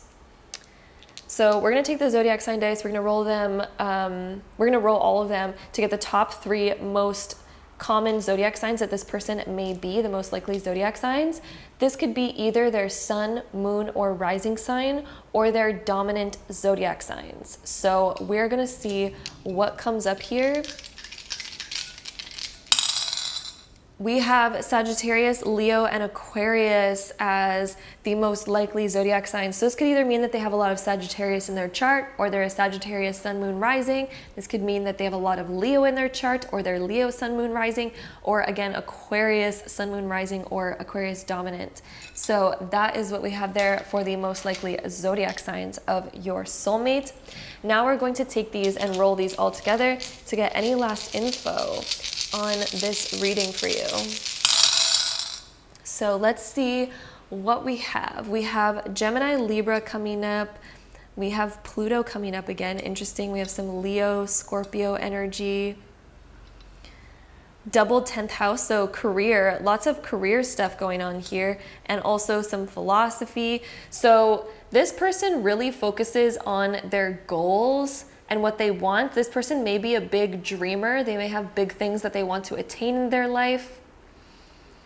They're very disciplined as well. The Sun and also Saturn here with Pluto. This person's very disciplined. They've learned a lot through their experiences. They've gone through a lot of self-transformation already by the time that you meet them. So they'll have gone through a lot of learning. Therefore, they're a much more reliable type of person when you meet them.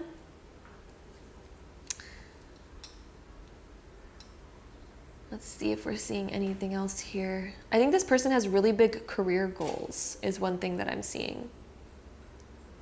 Really big career goals. They also really enjoy philosophy and learning. Yeah, I'm definitely seeing like learning new stuff in here as well. So that is what we have for you, group number 3. Hope you enjoyed this reading. If you did, don't forget to give it a big thumbs up. Hit the subscribe button down below. If you want to see more videos like this in the future, I'd love to have you there. And hopefully I see you in my next one. Bye. All right, so group 4, if you chose this pile, this is going to be a reading. So let's get right into it. Okay, so group 4, the first 3 cards that we have are representing your relationship with your soulmate. And we have the Stone card, and we also have Inner Child and Venus. Inner Child is making me feel like your relationship with this person is going to be very fun, humorous. You almost bring out the inner child in each other, and you probably like goof around, like you enjoy having a good time, you enjoy making jokes, you enjoy maybe like, honestly, maybe even like pranking each other or like scaring each other. Not in like a bad way, but you know, in like a kind of cute, like childlike sort of like humorous way of being like, bah, boo, like found you, like that kind of stuff. I'm definitely seeing like bringing out each other's sort of inner child. Also with this Stone card with the number 4 on it, number 4s represent a very solid foundation, something that's very reliable. So I also feel like you and your soulmate, the relationship that you have with them is extremely reliable. It's something like your soulmate is somebody that you can count on. Your soulmate is somebody that you fully trust and that you feel super secure with, because the number 4 is all about our sense of security, a sense of safety, and just something that's very reliable. We also have Mercury and Saturn also kind of talks about having very clear boundaries. And so I think both of you have a lot of respect for each other because there's very clear boundaries that both of you have within the relationship. And it just looks like both of you very much are aware of those things and respect them very well. Mercury here is about communication. So I think both of you also like this relationship has very strong communication to make each other feel safe and secure. So I think that this is somebody that you trust very openly and very well, which is probably why you're able to kind of goof around with them and have such like a fun time in a more goofy kind of manner, because you're able to really like communicate very openly and very safely with this person. We also have Venus, and we have the sign of Taurus, of course, because Venus is connected to Taurus and also Libra. And we also have the symbol of the sun here. So this is making me feel like there is a very strong attraction between you two. Venus is the planet of beauty, and it's also the planet of love as well. So there's just like a beautiful bond between you and your soulmate. Like you and your soulmate have a very beautiful relationship that's built on a solid, reliable foundation. It's built on mutual trust. It's built on a sense of fun and adventure. Like I'm seeing you also being very adventurous together. And Venus, again, is the planet of beauty and love. And having that here just kind of like makes this whole soulmate connection so much better and so much deeper, because there's so much love, but yet it's so trusting. It's not one of those toxic love things where you're always scared, like, are they going to leave me? What do they think of me now? Oh no, what's happening here? Like, it's not one of those at all. This is something that's just so trusting with such a strong bond, and something that's very caring. Venus is a very caring planet. She's also the ruler of money and abundance as well. So this can also mean that we're very secure together, especially even in our finances, or this could even resemble that when you're with your soulmate, it's going to be at a time in your life when you're also very solid in your career. This could also be somebody who very much like wants to take care of you, buys you gifts. Like this would be doing physical actions for somebody. With Venus and Saturn here, this would be doing physical actions to show you love. For example, like buying you gifts, going out of their way for you, doing something where it's like they make you dinner and surprise you when you come home to like a candlelight dinner. It's like doing physical actions, not just solely words, although we do also have Mercury, so it does look like there's really good communication about love as well. But I'm also seeing a lot of physical action on top of also, you know, words of affirmation and things like that. It looks like you both are very conscious of the relationship and of each other, and both of you are very much ready for love and you're ready for it together. So our next few cards here, these are going to represent your soulmate, so your person. And one of the things that I want to quickly say before getting into it is these cards may even sound like yourself. So when I'm reading these, a big thing that I notice is sometimes when we're reading for a soulmate, it'll end up sounding like you, the listener. And the reason being is because a lot of the times soulmates are very similar, and that's why they get along so well, is because they are incredibly similar. This is not always the case, but it's the case like 80 to 90% of the time. So if you do find that these cards are sounding a lot like you, it just means that your soulmate's very similar to you, okay? And if they don't sound like you, then, you know, this is just your soulmate, so yeah. But we start off with the Eight of Swords being reversed. And this would mean that your soulmate really enjoys freedom. They don't enjoy restriction. They don't want a restrictive partnership. At the same time, I also see that this person's very committed. So I'm getting that they're very monogamous, very committed. You're going to feel very safe and secure with them. And it's going to make the relationship very positive because it won't be controlling. This person is not out to control you, and they're not out to control or look for control in their life.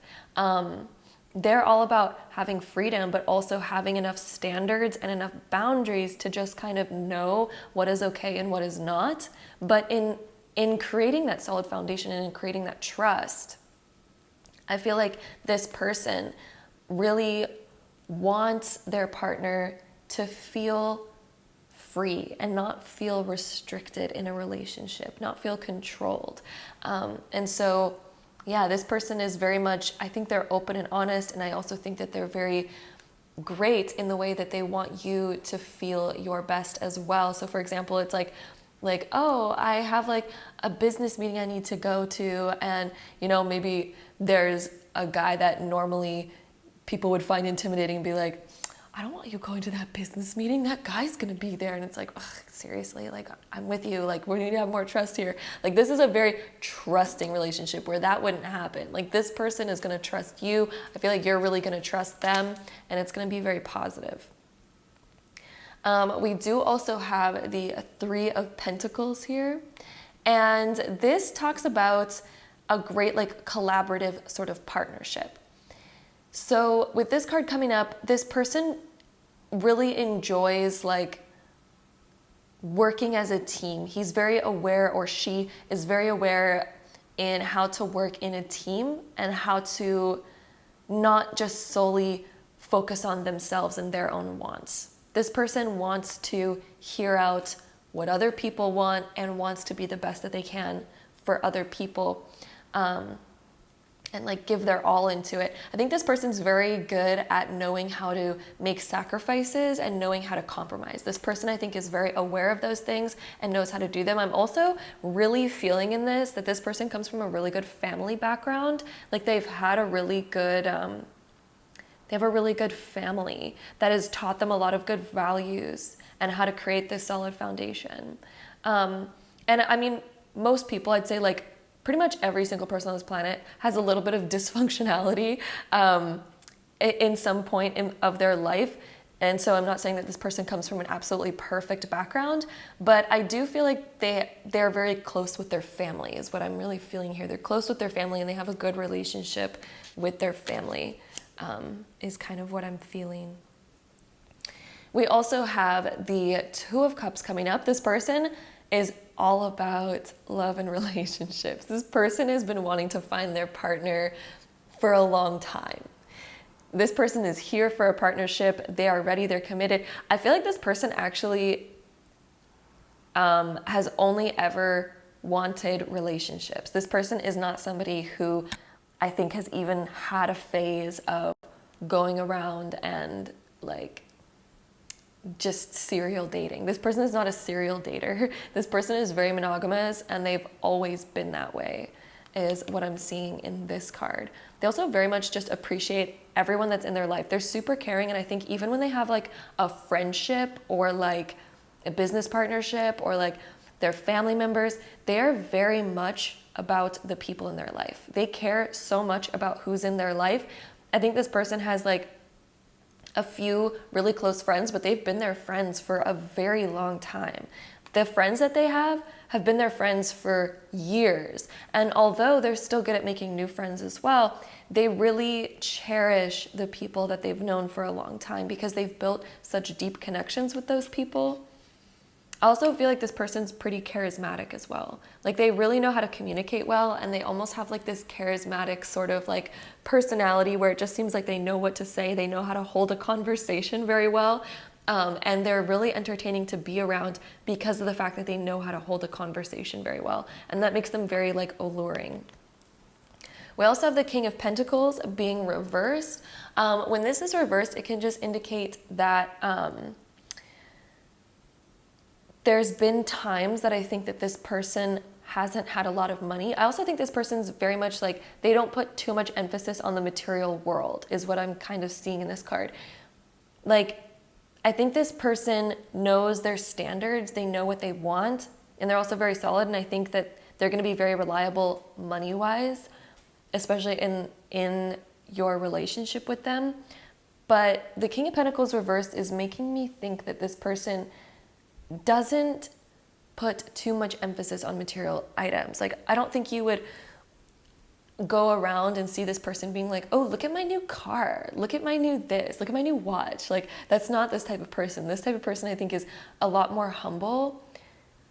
They also might not even reveal their success up front. I think this person's very humble. They're extremely humble. They've been humbled in their lifetime, is what I'm seeing here. Because I'm also seeing that this person's very positive. I'm not seeing a lot of negatives in the King of Pentacles being reversed. There can be certain negatives associated with this card, but really the energy that I'm getting from your particular reading, and I'm like telling you how it is, okay? But the energy I'm getting from your particular reading is like so positive that with this King of Pentacles, I'm more feeling that this card is indicating that your person doesn't have like many material attachments. So hopefully that makes sense. Oh, and then okay, you know what? This makes total sense because we have the 10 of Pentacles right next. This makes total sense. I think that this person's very successful, or at least will be very successful, but they don't put too much emphasis on the material success. I also feel like, okay, I'm actually getting a message here. This is interesting. I'm getting a message that possibly when you meet this person, especially if you meet them when you both are younger, they may not have their career entirely figured out yet.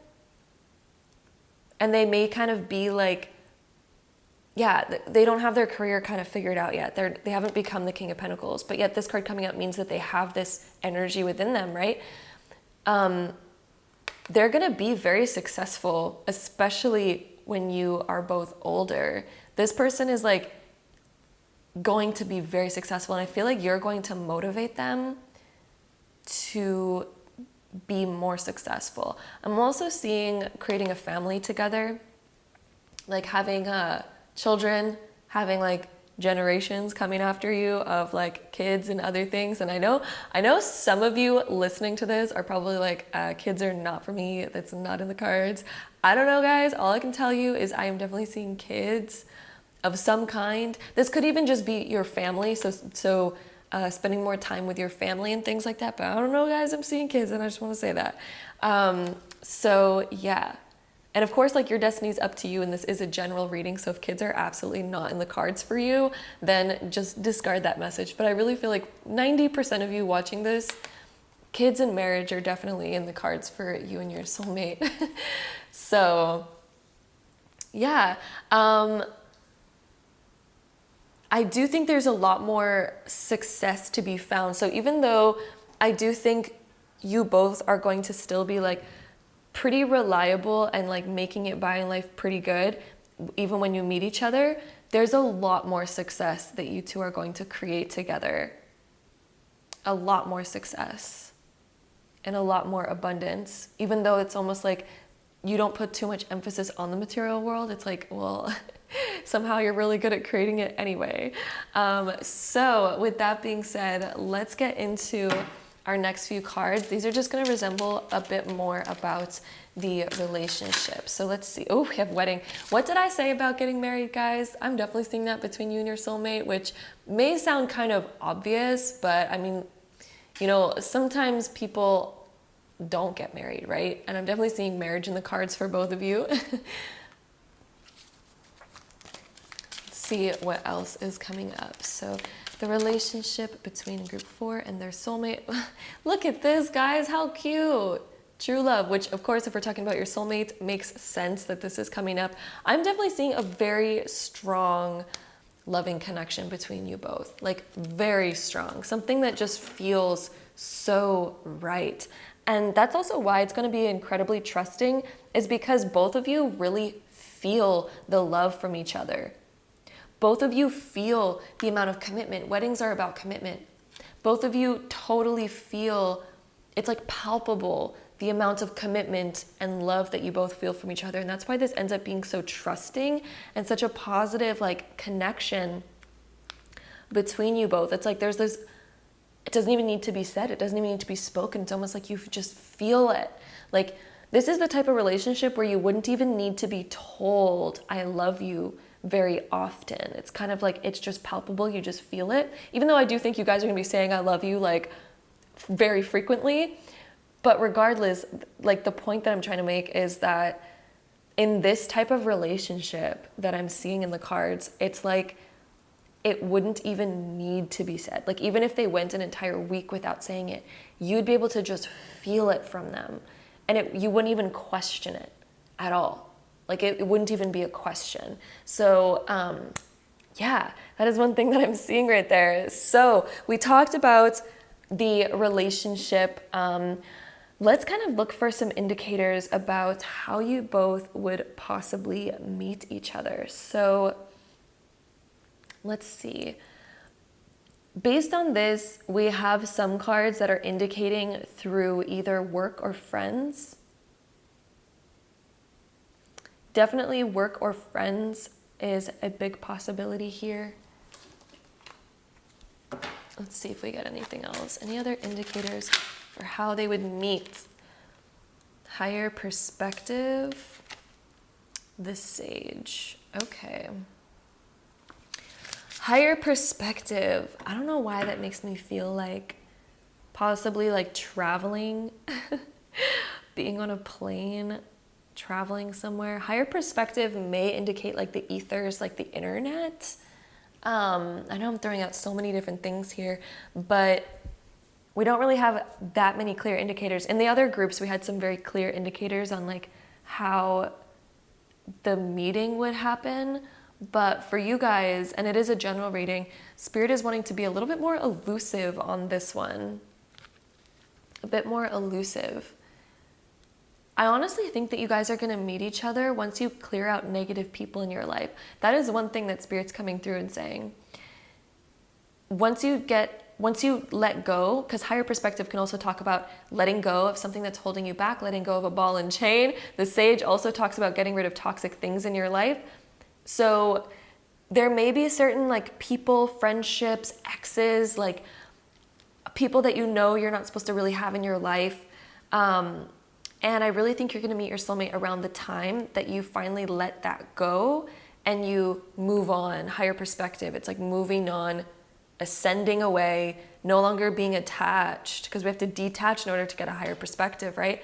So I really think you're going to meet your person when you finally let go of some more maybe negative things in your life, people, places, things, careers, attachments, other things, kind of stuff like that. So with that being said, we're going to take this deck of cards and we're going to try to find out a bit more about the appearance of your soulmate. So group 4, let's get the appearance of their soulmate.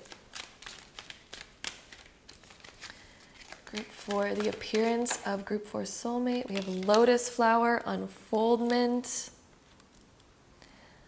This card doesn't deal as much with appearance, but lotus flowers are very beautiful. So one thing, I do think you're going to find your partner very attractive. Effortless, waterfall. Okay, so this person has an effortlessly good look about them. Effortless would also indicate that the appearance of your soulmate, they might not put tons of effort into the way that they look. So for example, they may not care about wearing the most expensive clothing, which is kind of what we had with this King of Pentacles being reversed. They're not as materialistic. So your soulmate may enjoy, for example, like if they wear makeup or whatever, they don't seem like somebody who's gonna like do their makeup that often, or somebody that's going to do their hair every day.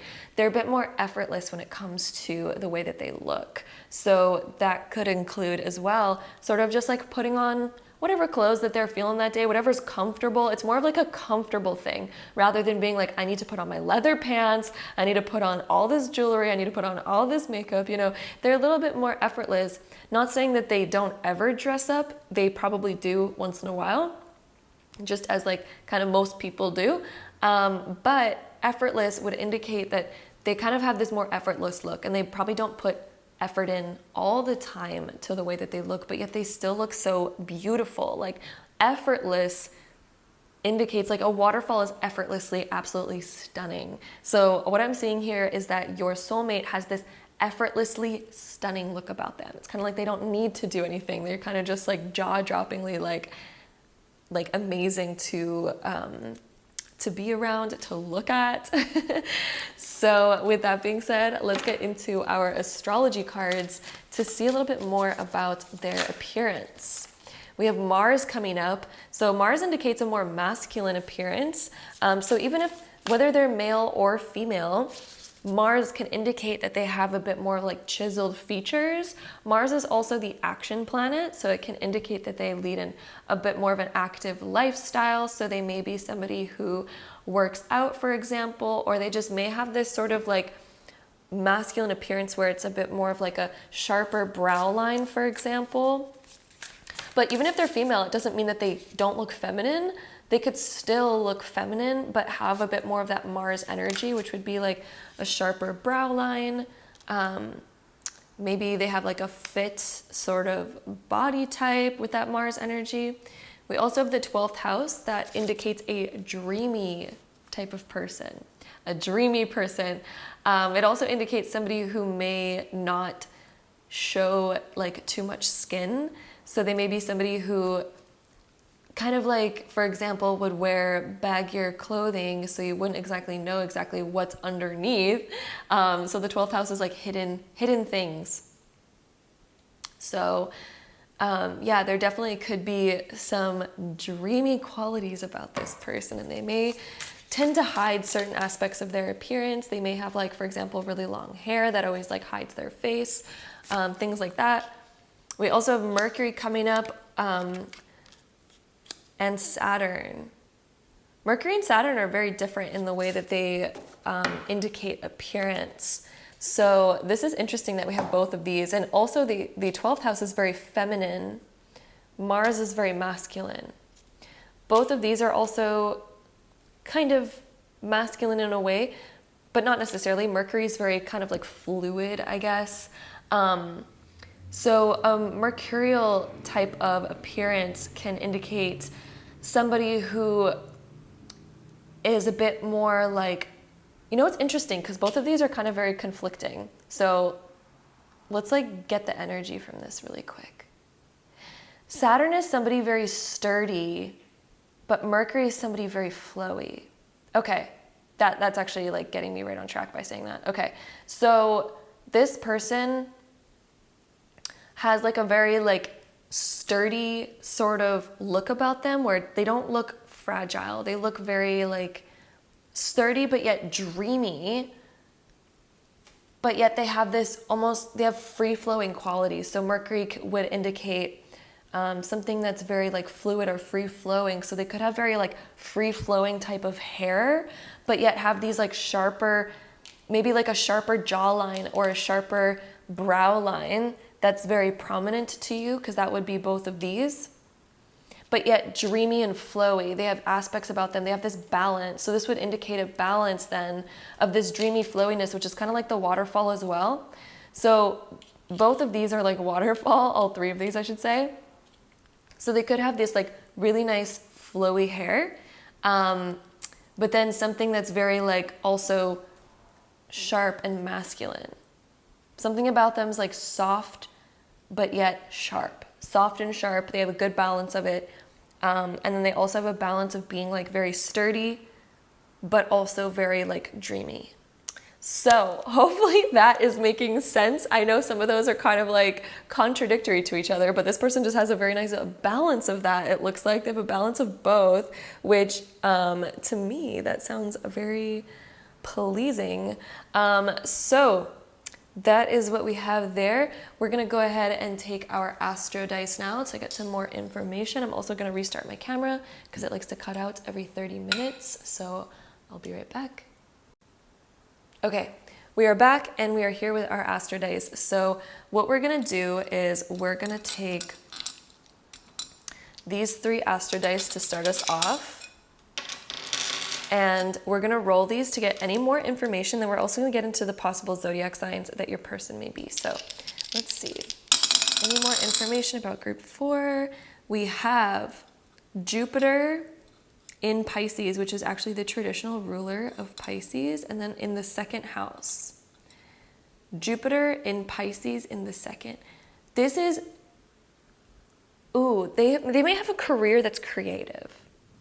That can indicate a career that's creative, or they have a very unique sense of style or a unique sense of appearance that's very like dreamy. Dreamy, and this can also indicate expansion in what you desire to create in the material world, the experiences that you're about to create. So I'm seeing like an expansion, a creative expansion of finances, a creative expansion of money somehow. So both of you may end up working on like a creative project together. You may end up opening like a creative business. Like, I don't know, this could be like opening up an Etsy shop together, or opening up an online shop together, or deciding to like go into entrepreneurship together and like do something kind of creative, or I don't know, like a creative collaboration of some kind. Like both of you are somehow creative and you may end up kind of doing something together that is also very creative. So interesting information there. That was fun. So now we're gonna go ahead and take our zodiac sign dice. We're gonna roll these to get the top 3 most likely zodiac signs that your person is. This can indicate their sun, moon, or rising, or just dominant areas of their astrology. So let's see what we get. We have Virgo coming up, we have Pisces coming up, and we have Sagittarius. So Pisces, sun, moon, or rising, or Pisces dominant. We have Virgo, sun, moon, or rising, or Virgo dominant. And then we also have Sagittarius, sun, moon, or rising, or Sagittarius dominant. So that is what we have for the possible zodiac signs. And now we're gonna go ahead and roll all of these together to get any last info. So group 4, we have Jupiter kind of coming up again over here. We have Neptune, so we have more of that dreamy kind of quality here. We have double Neptune. This person is definitely dreamy. We have 12th house again. There's a creative aspect. Your person may be into the arts. We also have a lot of Aquarius coming up here. Aquarius can indicate somebody who wants to make a bigger impact and thinks about the big picture rather than solely on themselves. They're also very much about the people that they know, the people that are close to them. What does this one say? We also have 9th house. This person has some deep philosophies about life. They're all about their relationships with this 7th house. This person has like a very creative perspective on life as well. Like this person isn't your average, typical type of person. I feel like this person they have a unique quality about them. They have something that's very unique. All this Aquarius energy, all this Neptune energy, they are very unique. They are not your average person. This person has like some very unique qualities about them. Interesting. And they're very artsy as well. They have something that's very creative. They either have like a very just creative imagination, a very creative mind, or they actually like do something creative, such as like make music, sing, play an instrument, do art, writing, something that's very creative. Your soulmate is definitely into that. So that is what I see for you, group number 4. Hope you enjoyed this reading. If you did, don't forget to give it a big thumbs up. Hit the subscribe button down below if you want to see more videos like this in the future, because I would love to have you there. And hopefully I see you in my next one. Bye. Okay, so group 5, if you chose this pile, then this is going to be your reading. So let's get into it. Okay, group 5. Let's talk about what we have for you. We have Artemis. I always pronounce Greek names. I always pronounce them wrong. We also have generosity and investment here. So Artemis, which I'm probably still saying wrong. Artemis is the goddess of kind of hunting, gathering, kind of like nature. She reminds me of like a nature kind of goddess. But in terms of your soulmate, these 3 cards are representing the relationship that you have with your soulmate. I think that with Artemis appearing here, there's almost like this, this pursuing in the relationship. There's one of you that is going to very heavily, I think, pursue the other with Artemis. It's almost like you have your bow and arrow and you're like, that's the one I want. I'm going for that one. I'm taking my shot. So that's what this Artemis is reminding me of. I really think that your person, or this could be the other way around, kind of depending on, you know, which one of you is watching this. But for most of you, I feel like your soulmate is somebody who wants to take care of you. I think there's somebody who wants to kind of give you the world. They're a very generous person. And I'm kind of feeling from this, like they come from a decent amount of money, or they've created a decent amount of like wealth for themselves, to where they're just very generous. Like I feel like this is the type of person who's gonna like randomly buy you gifts without you even thinking about it. This is gonna be a person who, you know, randomly buys you like plane tickets and is like, let's go here, let's do this, you know. The investment card is making me think that this person is very wise with their money. They're very wise with it. So they've accumulated a decent amount in their lifetime, and they're really wanting to kind of like take care of you and give you the best. I almost feel like this person may have like felt in their childhood, like either they didn't have a lot of money growing up, or they didn't like receive a lot of love. Either one of those growing up, like they didn't maybe receive the amount of something that they desired, or they were kind of like lacking in a certain way. They were either lacking monetarily, or maybe if their parents were very wealthy, they didn't get as much attention as maybe they wanted.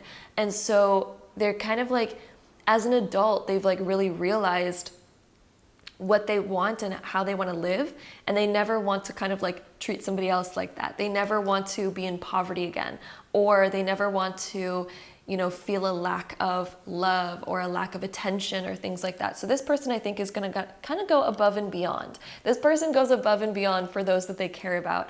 I'm really seeing that they're very determined. Like when they want something, they're like, that's what I want. I know that that's what I want. I know that's like, they're very sure of themselves. Once they make a decision, this person is very sure. And this is somebody who very much, again, wants to take care of you. They're very generous. And I feel like they're also somebody who's like, don't even worry about it. Like, don't even like they don't expect anything in return, if that makes sense. They're not expecting you to do the same for them. Like this is the person who, if they take you out to dinner, they're buying it. They're paying for it. You know, they very much want to take care of you. With Artemis also coming up, it can indicate that this person may either enjoy like hunting as a hobby, but if not, I feel like that's still a pretty rare hobby. So I don't want to throw that out there and say like everyone listening to this, that's going to be what it is. But Artemis she's also about kind of like growing plants and things like that. So either this person likes to either maybe hunt, or they like to grow their own food. They may be into like growing their own food or doing something kind of outdoorsy. I'm definitely feeling like an outdoorsy vibe from Artemis. So it may not be hunting. Maybe they just like fishing or something, or maybe they just like growing their own food, but they do like something in nature. They like doing activities in nature. And maybe they just have like a hunting sort of energy about them. So if they're not an actual hunter as a hobby, they would be the type of hunter that just kind of goes after big goals, goes after what they want, and they hunt for kind of what they want, and they're very determined. Like, this isn't the type of person that if you're hard to get, that they would stop pursuing you. This is the type of person that if you're hard to get, they're going to be like determined, and they're like, what do I need to do to show you that I'm going to be the man for you, or the woman for you, or whatever the case may be. This person's very kind of like determined, and they're a hunter for their goals. For example, if you give them a challenge like, oh, open up this business and do this and do that, kind of a random challenge. But for example, if you gave them that sort of challenge and they really wanted to reach that, they'd be like, oh, of course, like I'm going to do it. Like I'm going to do it. There's like really no stopping this person. This is a very determined type of person, group number 5. They're very determined. They know what they want. Okay. And again, very generous type of person. So with that being said, we also have these tarot cards here, and I pulled these to represent your person. So all of these cards are going to represent your person, whereas this is kind of like the relationship. Even though a lot of this sounded a lot like your person, I feel like it was mostly talking about your person here. But here's more cards that are going to represent your person. We're just going to see what comes up here. I also want to mention that sometimes when we're doing a soulmate reading, there's certain aspects that may sound a lot like you, but that's just a lot of the times it can indicate that a lot of the times soulmates are very similar, but they can also be like quite different as well. So it really just depends. It really just depends on the reading. But if it does sound like you, it doesn't mean that you like chose the wrong pile or anything. It can also just indicate that your soulmate is very similar to you. So, which is very common, but it's not always the case. So even if you're watching this and you're like, I am not this type of person at all, that's also fine. So yeah, just wanted to throw that out there because I noticed that is something that does happen quite commonly. I also think that this person, it'll be a quick relationship. When you guys meet each other, we have the number 1 here, and we also have Aries. This person, your soulmate, once they know what they want it. So this may be a very fast-moving relationship once you meet them. It may be something that happens very quickly. They're very invested in what they want. Once they see it, they're like, oh, I'm invested. I also think both of you are just very invested in each other. But this person may be into kind of like chasing you in the beginning. So anyway, we have the 7 of Wands being reversed. This person does not mind a challenge. Your soulmate does not mind a challenge. They've been challenged enough in their life to where if they have to be challenged, then they have to be challenged, and that's just what it is. I've also think that they've had to overcome a lot in their life. They've had to overcome a lot of challenges, which is also why they've proven to themselves that they can attain whatever they desire. I don't think this person's like egotistical or anything like that. I want to clarify, but they're determined. If they have a goal, they're determined to make it happen, which makes them a very like reliable person and also a very successful person. I'm seeing a lot of success. I'm seeing a person here who has created a lot of abundance and success for themselves. But it's because they've had to learn how to overcome a lot of obstacles. So they've done a lot in their lifetime in terms of like overcoming a lot. So this person is now like somebody who's very reliable, and somebody who, if you wanted something, this person I think would go out of their way to make it happen for you. We also have the 4 of Pentacles right here. There's been times where I think this person has gone through financial hardship. So when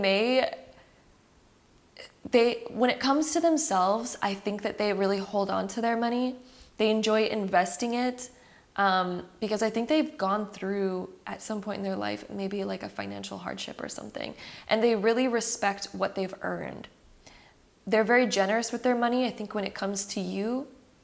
And wanting to like prove themselves to you and wanting to make you happy. I think that they're really into doing that. But this person, I think, is also an investor of some kind. They may have their money invested in certain things, and they're a lot more responsible with their money. They're very responsible with it is something that I'm hearing. Or they've had to learn how to be responsible with it. We also have, we have the Five of Pentacles. This person has definitely been through hardships with their money, and they've had to kind of like learn. This person, I think, came from nothing. That's what I'm really hearing here.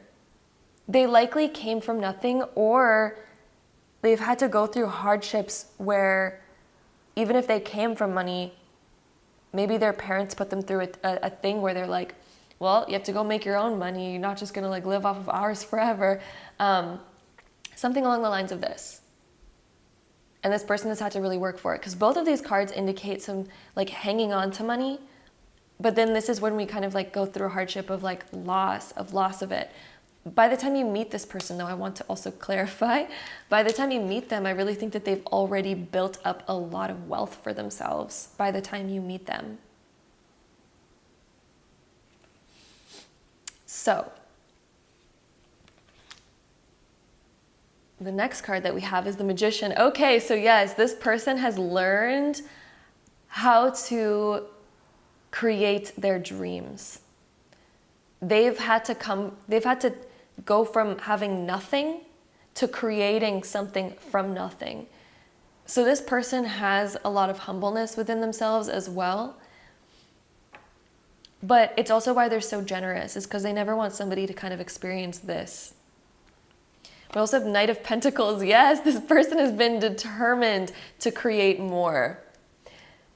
This person has gone from nothing to something, and it was not an easy journey for them. They've had to overcome a lot of challenges in their lifetime in order to kind of create what they now have. This person is a very respectable person, is really what I'm gathering from this. They're a very respectable person, and they're somebody who's also very motivating. Definitely motivating for others, because they've been there, they've done this.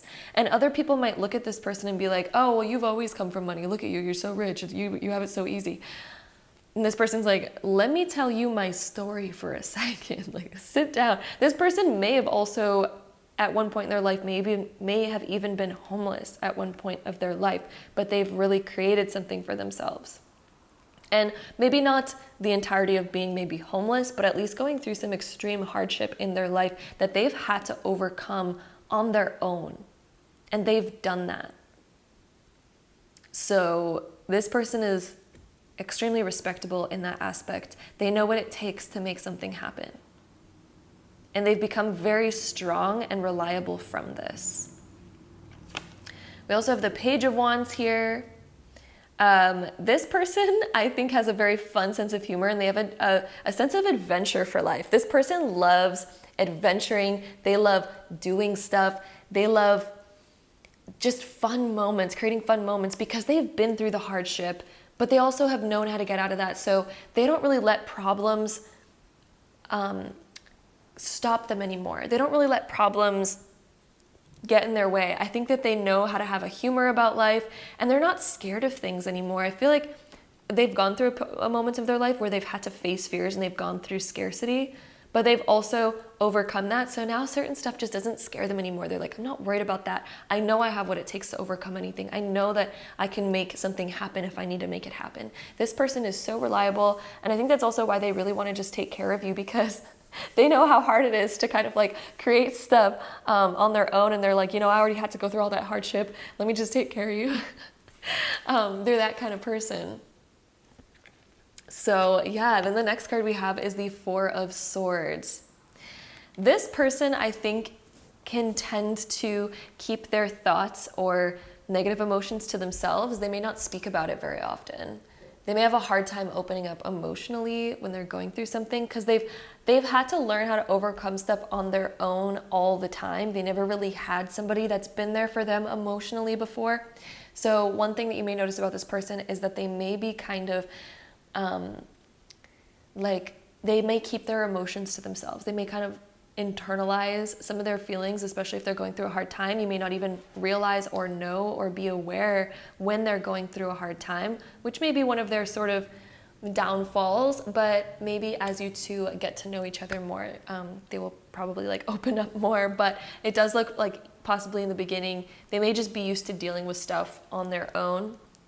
So they may not open up as easily. And then we also have the 10 of Cups coming up. That is one of the best cards in all of tarot. Look at this one. I think this person really wants to create a very happy family life. And I think they really want to like provide for their kids, for their partner. Like they really want to have something that's happy and something that's fulfilling because they've, again, been through the harder stuff. They want to create something that's just so beautiful. And I think that they really have what it takes. I also think that you and them will create something that's very beautiful together. And yeah, it's just like, this person is such a provider. They are such a provider. They're also such a family person. I think they really want family. I'm seeing most of you having kids with this person, marrying them and all that, because that is just what the 10 of Cups is. And of course, when we're talking about soulmates, usually that's an outcome of when you meet your soulmate. But yeah, if kids are definitely not in the question for you, then you can discard that. But I'm seeing for most of you that kids are a thing. And I've been seeing that honestly in a majority of the groups, in a majority of them. And I'm seeing it in this one as well. So that is what we have there. We're also going to take this deck of cards and see if we can get any more information about the relationship between you both. So let's see. Group 5. Any last information? Well, not any last. We actually have tons more that we're going to go through. We're going to go through appearance. We're going to go through zodiac signs, all that. But any last information about the relationship aspect? Let's see. We have romantic feelings. Okay. So there's definitely some sparks, some romance between you both. And of course, when we're talking about soulmates, that may sound very obvious because it's like, well, duh. I mean, if they're soulmate, of course I'm going to feel that way. But it's coming up. It's coming up. I also think one of you in the beginning may feel more romantic feelings than the other. The other may be feeling them like subtly, but then as you explore them, it's kind of like it amplifies and becomes this absolute beautiful connection. So yeah, I'm kind of seeing that one of you may be kind of closed off in the beginning, maybe closed off to like a relationship, maybe kind of closed off to starting something, which is why one of you I feel like is going to have these sort of more reluctant sort of feelings of like, no, I'm not looking to date right now. But then this pursuer person, which I think is them, is going to be like, nope. I'm trying again. And it's almost like you're going to be like, oh, I'm not looking for a relationship. I'm so sorry. And they're like, let me take you on at least one date though.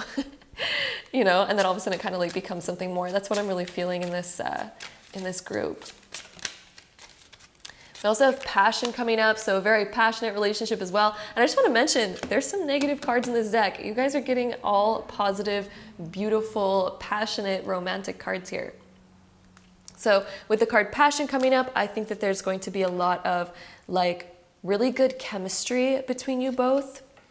So I think as you get to know each other, as things kind of progress, there's tons of amazing, amazing chemistry between both of you. So now let's get into, I want to get into maybe possibilities of how you guys are going to meet. What I'm really feeling is kind of like bumping into each other, or like, I don't know, let's get some cards on that. Let's see. Let's grab this deck. Let's see how you two are possibly going to meet each other. Okay, that's tons of cards, but let's see what it is. Let's see. Okay, we have the wildling. So you guys might meet kind of like in an unexpected sort of way. I'm seeing maybe like when you guys are out somewhere. We have ask body. So yeah, this could be something where you're out, because we have another like wild animal on this card. Withdraw, it could be when you're kind of like, yeah, kind of going to be like when you're not wanting to meet somebody. I feel like those of you watching this is going to kind of come when your soulmate's going to come when you're not really looking. when you've maybe recently cut something out of your life, cut somebody out of your life. Self-love, I think you're going to be on a self-love journey, kind of focusing on you. So it's not really giving me an exact how. The explorer, so some of you may be kind of like just living your own life, doing your own thing, and somehow it's just like this person just comes into your life. Yeah, these two came up for the last group as well. These two are kind of about kind of cutting something out of your life that maybe isn't serving you anymore. And then it's kind of like you're on your own journey, you're on like a self-love journey, you're not really looking for anything, and then all of a sudden this person sort of just pops up into your life. So with that being said, let's go ahead and find out some information on the way that this person appears, their appearance, their looks. So group 5, what does group 5 soulmate look like? We have rain and we also have cave. Okay. What else does group 5 soulmate look like? Dream time, dreamy person. We've been getting a lot of dreamy cards here, which kind of makes sense. I mean, if we're talking about somebody's soulmate, they better be kind of dreamy, right? So yeah, we have the dream card coming up. This person is kind of like what you'd expect in your dreams. Like they're very dreamy to you. The cave and the fact that we also had the wildling card somewhere. I think it's underneath this card. Yeah, this person may have a bit more of like a wild kind of appearance. Like for example, I'm getting like if they are like a man, they may have like a beard, more of like a wild appearance, or like if they're like a female, maybe they have like, I don't know, maybe they just have a more wild kind of appearance to them, where they have like really maybe like thick bushy hair, maybe like a beard going on. Yeah. Very dreamy in that way. Rain is interesting. When we're talking about appearance, I'm kind of getting like this clean but rugged look. Clean but rugged. That's like rain and cave. Clean but rugged. Like imagine like a man with like a man bun and a beard wearing a suit. Like that's like this clean but like rugged kind of like look. Or I guess if we're like putting it towards like a more feminine appearance, maybe it's like this wild bushy hair, maybe like dreadlocks, but yet wearing like a really cute like dress or something. So it's like clean but rugged. You know, I don't know, something like that. I don't even know. It could be any sort of combination. I'm just throwing out like random examples of how that could appear, but I'm getting definitely like a rugged but like clean sort of appearance going on here. We're also gonna take our astrology cards and get more about their appearance. Look at this. We're having like all of these fallouts. Maybe I'm just bad at shuffling today, but I don't know. I think spirit always comes through and talks when there's fallout cards. So we have the 11th house. So when we're talking about the appearance, that this means a very unique appearance. The 11th house is connected to Aquarius energy, and it indicates a very unique appearance, something that's not as common. We also have a Leo. This talks about their hair. Something with their hair is very standoutish here. So this kind of goes along with that rugged vibe that we were talking about. So maybe they have like a very prominent beard or hair, something like that. We also have the 5th house, which is connected to Leo, which would indicate the same sort of energy. And this is also, again, a very wild type of appearance. Leo and the 5th house are very like wild and fun. Libra is like a very balanced sort of physique, a very balanced maybe face, like they have like good symmetry. South node indicates a youthful appearance. So they also kind of possibly look more young than they really are. Like for example, they might look 5 years younger than what they really are. We also have the 2nd house, and the 2nd house is kind of a clean look, but also may have some like material things that are like expensive. They may have some expensive stuff. So for example, maybe it's like man bun, beard, suit, expensive watch because they're successful, you know, so they can afford it. But the 2nd house would mean something that's sort of maybe material. I don't know, something like that.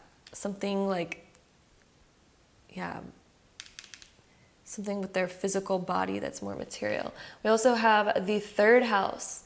The third house is connected to Gemini energy, and it can indicate somebody who is tall. It can indicate somebody who has like long legs or long arms, because that's all associated with Gemini, is like long limbs or somebody who's tall.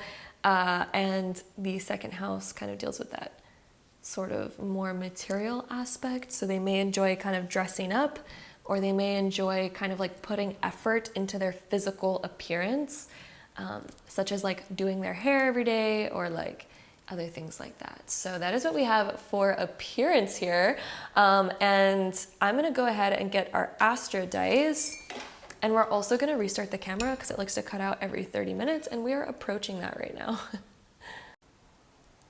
Okay, we are back. So first off, what we're gonna do is we're gonna take our zodiac sign. Where's all my zodiac ones? There's a zodiac one. There's a zodiac one. Okay, we're gonna take the zodiac dice.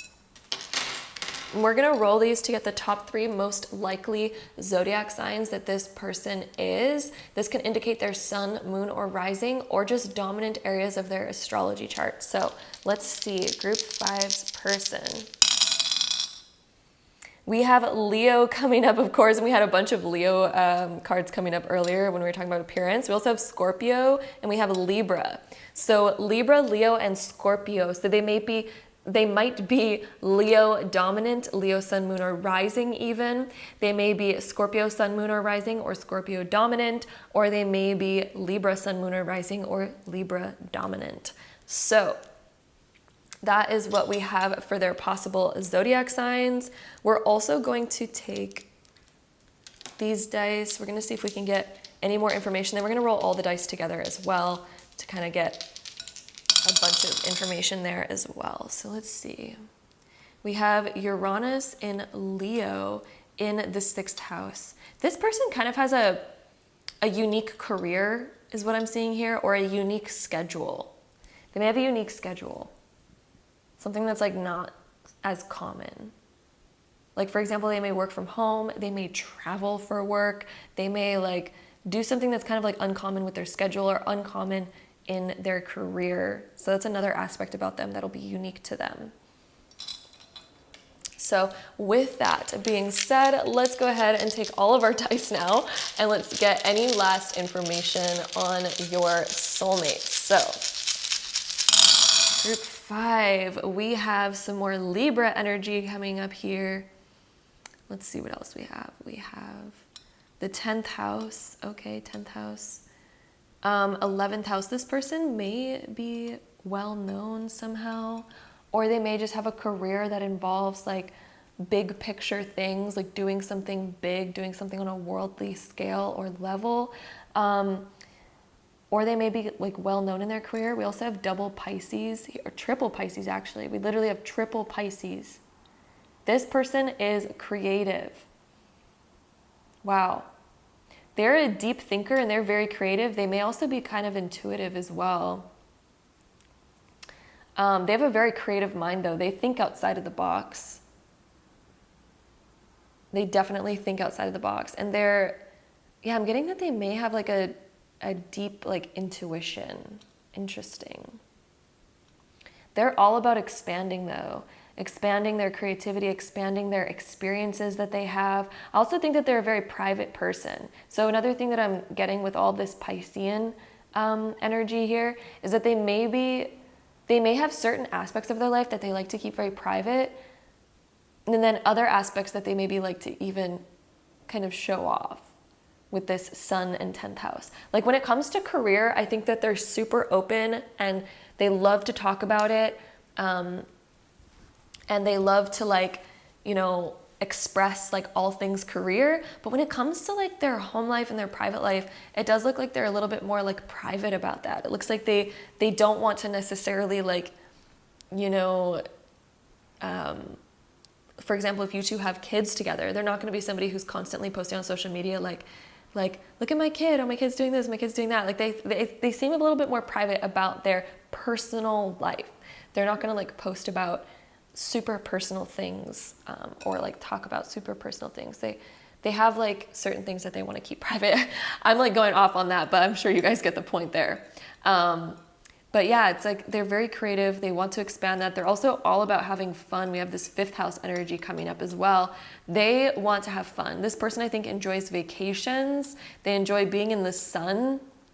They enjoy getting a lot of sun, and they enjoy progressing forward. They enjoy moving forward. They're not somebody who kind of just settles and then that's sort of it. Like this type of person, they're committed to creating new experiences. They're committed to having fun. They're committed to creating the best possible life that they can. So that is what we have here for your soulmate, group number 5. Hope you enjoyed this reading. If you did, don't forget to give it a big thumbs up. Hit the subscribe button down below if you want to see more videos like this in the future, because I'd love to have you there. And hopefully I see you in my next one. Bye.